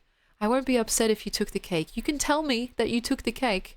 I don't know what to say. You keep going on about this cake. I don't know why you made this cake. It was my recipe anyway. The one I told you last year, before you took me to the upstairs balcony and savaged me. Why would you make a cake like that to propose? You must be some kind of sick. Who puts a ring into a cake anyway? It's dangerous. You're right. You're right. It was thoughtless. All I need is the ring back. I just need to get that ring back and you won't be in trouble at all. Tonight, if there's a ring on the countertop after you three come over, I'll just assume that I misplaced it and I was wrong to think you took it.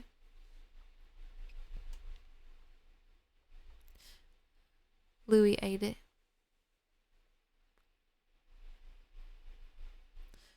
Your dog ate the cake. He ate the whole thing. Your diamond ring, I guess, is in his tummy now. Maybe you should marry him instead. Bring Louis tonight. I'll get the ring out. His poo will be sticky with pineapple. A sticky poo ring for your poor girlfriend. You're so funny. Let's hope you graduate with honors. So, there's a lot going on in this. There's no description of what these characters are like besides what they say and what they tell each other. What do you gather from each of them? Because I know what I was intending when I wrote it, but I don't want to poison the well, so to speak. Before I give my interpretation, what do you guys think? How would you describe each of them? How old are they? Male, female? What do they do? What is their profession? If you can gather any of that stuff. And what is their relationship? Because it's quite antagonistic, right? But it's also it's got moments of sweetness, however strained or surface level it may come across. You can see both in the ways that they talk slash type and in the topics that they talk about, there's an imbalance, right? Um, they're probably married. That's interesting. I can definitely see that potentially a married couple, especially if they're not in a very healthy relationship, could talk to each other like that. Um, I gather that the man is talking to a woman who's a bit subservient to him. Yeah, definitely. I mean, you can see it in the way that he's very aggressive. And in the original, because this is like the kind of reposted thing to my website, in the original, the text is more squished together. So there are times where when he's ranting and raving, his actual text ends up encroaching on her side a lot more. Like, um, like this part as well. There were times where like it was almost like he was kind of creeping into her side of the page essentially. You don't really get that effect here because it's kind of spread out on the website. But in the actual document, it gets really obvious. Um, you can see that the character on the left talks in sentence case with capital letters, correct grammar, etc., etc. And well, if you'd like to voice this, absolutely. All my work is free use, so people can do what they like with it, barring just blatantly reselling it. Transformative work is always a thumbs up in my opinion. You can see the character on the right talks in lowercase, uses abbreviations like the letter U instead of the word U, doesn't use like apostrophes or anything like that, has a very interesting, almost childlike phrasing of sentences, like maybe the cake turned invisible, I hope your house goes on fire, you know what I mean?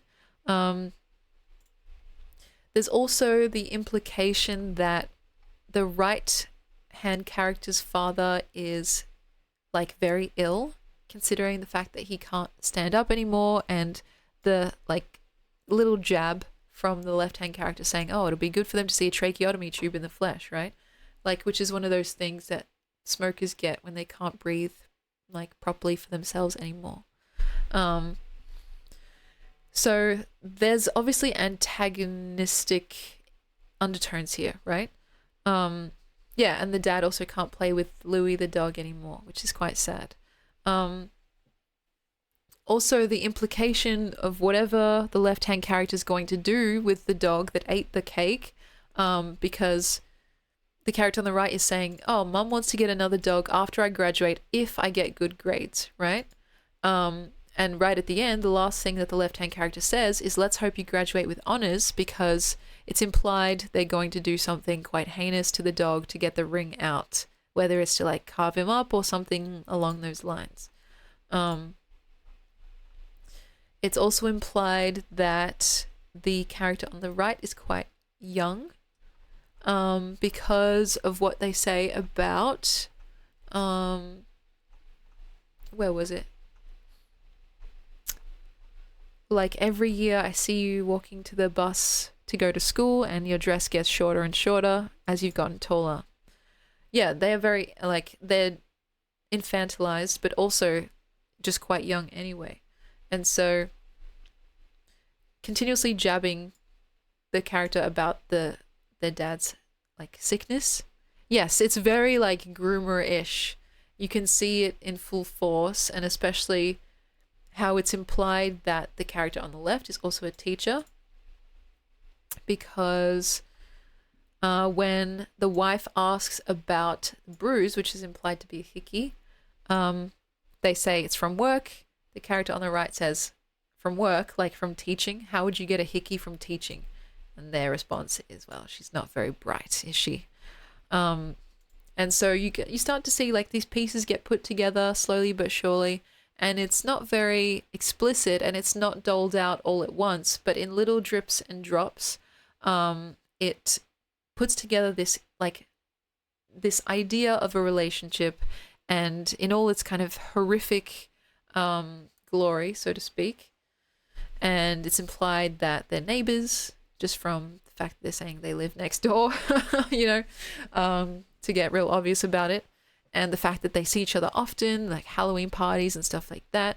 Um, and the way that the character on the right seems to really resent the character on the left, it feels like this rebelling against a force that has maybe been harmful to them in the past, saying like, oh, I think you dressed up as a human for Halloween, implying that they're not human because they're so monstrous for what they may have done. Um, the fact that the character on the right does not want to engage with the character on the left until the character on the left kind of bribes them with like, oh, do you want magazines? Do you want like books? Do you want dresses? Like my wife has some dresses that don't fit her anymore. Which, you know, you have to assume that's either just something that they're making up or something that they're going to make true. Like they're just going to be like making it happen one way or another. And when the right-hand character bites by saying, oh, I like the blue one, the character on the left kind of latches onto that and says, oh yeah, you can have the blue one. That's fine. That's totally fine. That's the one that she doesn't want. So, you can just see their dynamic and how unhealthy it is. But I just wanted to see how much you can really pack into a piece of conversation without having to write out like, oh, you know, 40-year-old teacher talking to something-year-old student. I think it's decent writing. The topic can be off-putting to some. And again, like I was very grateful that my teachers seemed to like kind of get where I was going with it. Despite how confronting and explicit it can get. Pineapple upside down cake, because it's something that seems so like what's it called, like domestic and usually quite sweet, and like, you know, it's a cake is something that's usually quite nice. You think of cake and you think, oh, celebration, or you think of like good times, dessert, etc., etc. But a pineapple upside down cake, well, think about what upside down means. It's like an inversion of the norm. It's something that is not quite how it normally is or how it should be. And it's like also a kind of sign of like almost like 50s style domesticity kind of. And so you've got all that together. Also, the actual text is talking about this pineapple upside down cake that they just reference as the cake, but it's implied through no other way except the title that that's the kind of cake that it is. Oh, well, besides the pineapple, actually, they talk about pineapple juice and pineapple syrup.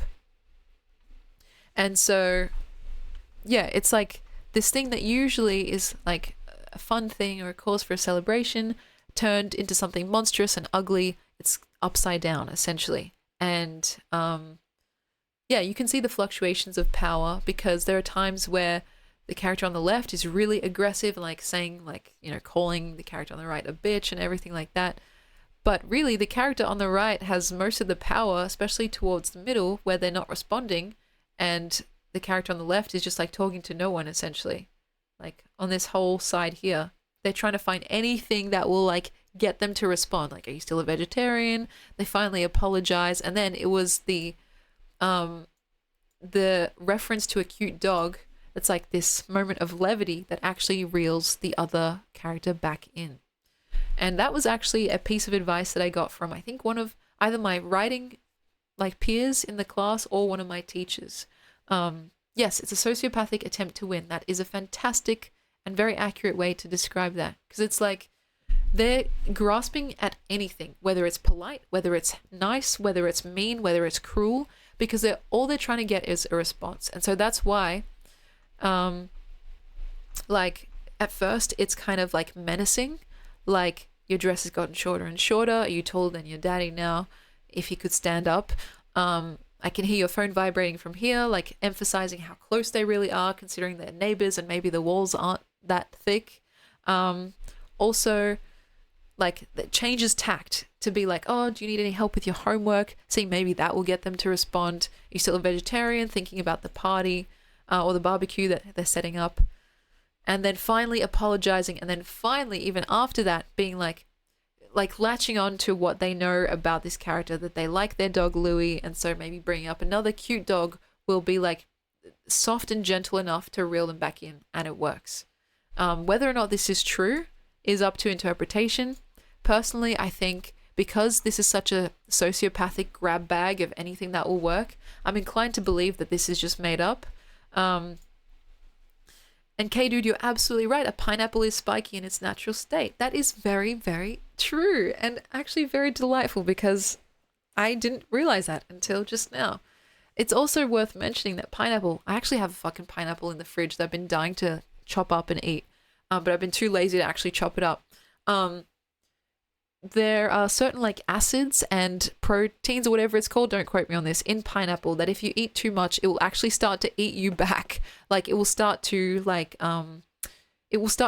burn and hurt your mouth, because it's so acidic.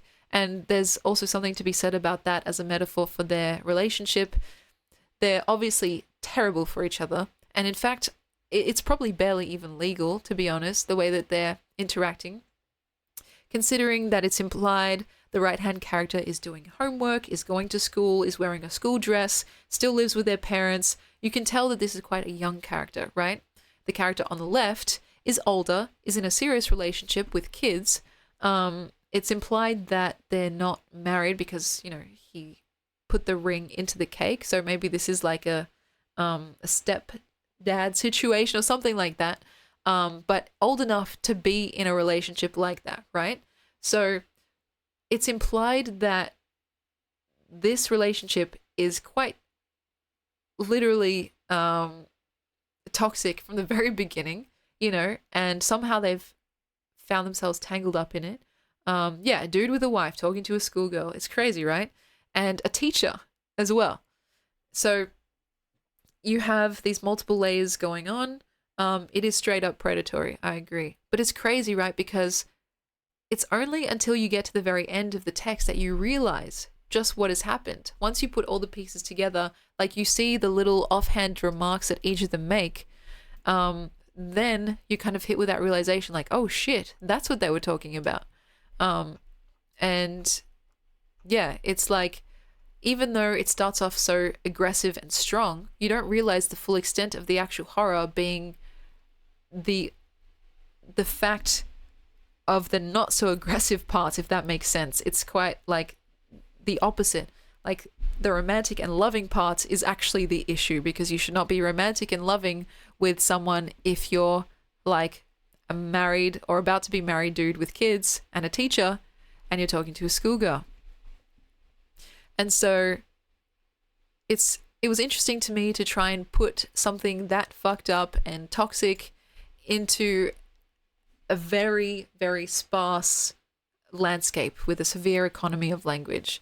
Yeah, it's a little bit like a comedy. And of course, like there's like layers of comedy in this too, with what the girl on the right, if we're assuming she's a girl, said about the ring. Like, it's in his tummy now, maybe you should marry him, as in the dog, instead. There's like this black comedy there, and like, oh, the ring will have his poo on it, etc., etc. There's like something so juvenile about the taunting. The taunting from each of them is very different, because you see the girl on the right, her taunting is very childlike. She's talking about a ring being covered in a dog's poo, right? That's like, it's extremely telling of her maturity level, etc. The taunting from the character on the left is fucking harrowing. He's joking about the fact that her dad is like wheelchair bound with a tracheotomy tube, right? Like, his jabs go below the belt, and it's way more severe than just like, ha ha, poo on a ring. It's more like, oh, your dad is like disabled. Like, what the fuck? It's really fucked up. And the fact that he just says it so brazenly kind of betrays how close they are. And I say close in a bad way. Like, he's so comfortable talking like that, implying that it's not the first time, essentially. And so the taunting also reveals their ages, their level of comfort, and who has the power in that moment. Yeah, I don't know why you made this cake. The way that the character on the right talks, I would like to believe, when I was writing it, I tried to make it as endearing as possible. Like, he's bullying her and his takes like broke up like, with the dog. Okay, the way you're saying that was kind of funny. But yeah, you're absolutely right. You're absolutely right. And so it's also a little bit sadistic that he's using her recipe, like the recipe that it's implied that she told him before, well, as in her words, before you took me to the upstairs balcony, very long pause, dot, dot, dot, dot, dot, and savaged me. It's very interesting that she uses that word savaged. It's implying a less than consensual encounter. But it's it's up to interpretation because they're still talking, they're still like there's some level of tension between them, and some people use that word savage in a more like romance novel way. So it's like very much blurring the line. But instead of saying like, oh, and made out with me or hooked up with me or even made love to me, she uses the word very particularly savaged, which implies some level of brutality or force or just in general coercion, whether it's pressure or something like that. Um, so maybe there's something about using this recipe that seemed extra thrilling to him because of the memory of where the recipe comes from. You know, he could have baked any cake. He could have put a ring into any baked cake, but he chose a pineapple upside down cake, which was the one that she like told him about essentially. Um, and yeah, Wolf, you're absolutely right to say initially it's kind of a positive thing, and still it's kind of left ambiguous, right? Because they have moments where they genuinely treat each other almost nicely, right? Like there's a moment where um, he says, "It's very cute how you go all pink and glowing, always such a vision." And she replies, "You're so charming." Whether or not that's meant to be like sarcastic or not is up to interpretation.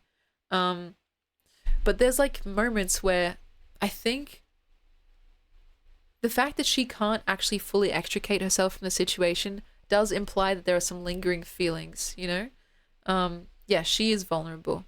Um, and so, yeah, she's vulnerable in a way that he can't return, and that's the beauty of it. Absolutely. That's a very astute observation. Um, and so, yeah, it's interesting to me, like how much you can glean from someone without any description whatsoever. It really makes you, it makes you reconsider what we deem essential when it comes to writing. Because you know, sometimes when I get really in the zone and I'm like writing a million miles a minute and I think, wow, this is all so fantastic. You know, this is the best thing I've ever written. And then I get back and I'm like, oh shit, actually, a lot of this is super extraneous and kind of unnecessary. When you write like this, you realize how brutal you can really be in your edits to like carve something out of marble and have it be better off for it as opposed to feeling like it's missing something. It's like a fantastic exercise to do if you ever feel like, you know, you have trouble with concision, like getting to a point quickly or like in an appropriate amount of time. And yeah, it was a fun piece to write, which sounds kind of strange because of the like topic itself. But there's something kind of cool about writing characters and situations that are so far from your own life. It feels like you're dipping your toes into a total alternate reality, right? And there is something kind of darkly thrilling about that. Of course, that's one of the beauties about writing. You're living in a sandbox where you can really do and say whatever with the absolute lowest stakes possible. You're not hurting anyone, even if your characters are hurting others. And so it was fun. And I haven't really revisited this. Well, have I? I think echoes of this kind of toxicity comes up in other works of mine, but not as severely. And I think in a more refined kind of way, like with Odin and Ada, they're toxic AF, but it's like, it's maybe a little bit more even keeled than that. Um, but yeah, this is just another example of how different my writing can really get.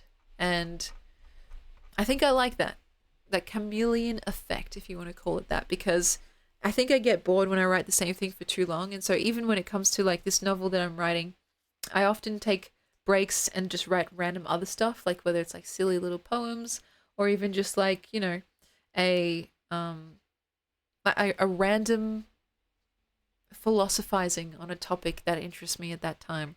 I have to do it to keep my brain kind of fresh. And so, um, yeah, eventually I will update this website a bit more as it stands. It's been a while since my last post, but that doesn't mean I haven't got stuff ready to post. I've just been, I guess, too lazy. But anyway, it's crazy, but we're actually at our time for today. And I think it's a good time to find someone to raid because I'm officially pooped. Um, Continuing the trend of raiding a different person every single stream, I'm going to click on someone totally random and hope that they're cool. Let me see.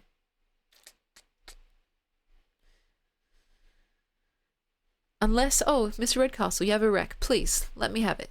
That makes my life a hell of a lot easier. And I'm going to try and get you guys out of here before the ads start, because I know that must be so annoying. My mate of 30 years have begun streaming. All right, we have to go say hi. Let me know their username, and I will, I'll send you guys over there. And see, look, hello, hello. You're just in time, but for the end of the stream. Hopefully, yeah, not too disappointing. Obsidian Royal. Obsidian Royal. That's perfect. And I'm probably going to maybe have a midnight snack and hit the hay pretty soon. So, well, thank you for joining us. Thank you for your lovely insight, and I hope to see you again soon. The schedule's going to be changing real soon, but next stream I'll have my cousin here, and we're going to have so much fun. So please make time for that, guys, if you can. It'll be 8 p.m. or a little bit earlier. And then after that, into the next week, we're going to be trying the new experimental phase of this channel because I really want to make this work. But until then, please be well, take care of yourselves, be there or be square, for real, for real. I love and appreciate you guys, and thank you for bearing with me and my crazy little breaks. Yeah, hugs and kisses, cugs and hisses, behave, or at the very least, don't get caught. I'm going to chuck up some funky music and let you guys have a look at this one last time. I appreciate each and every one of you, and I'll see you for my cousin stream next time. Get hyped, all right? Mwah.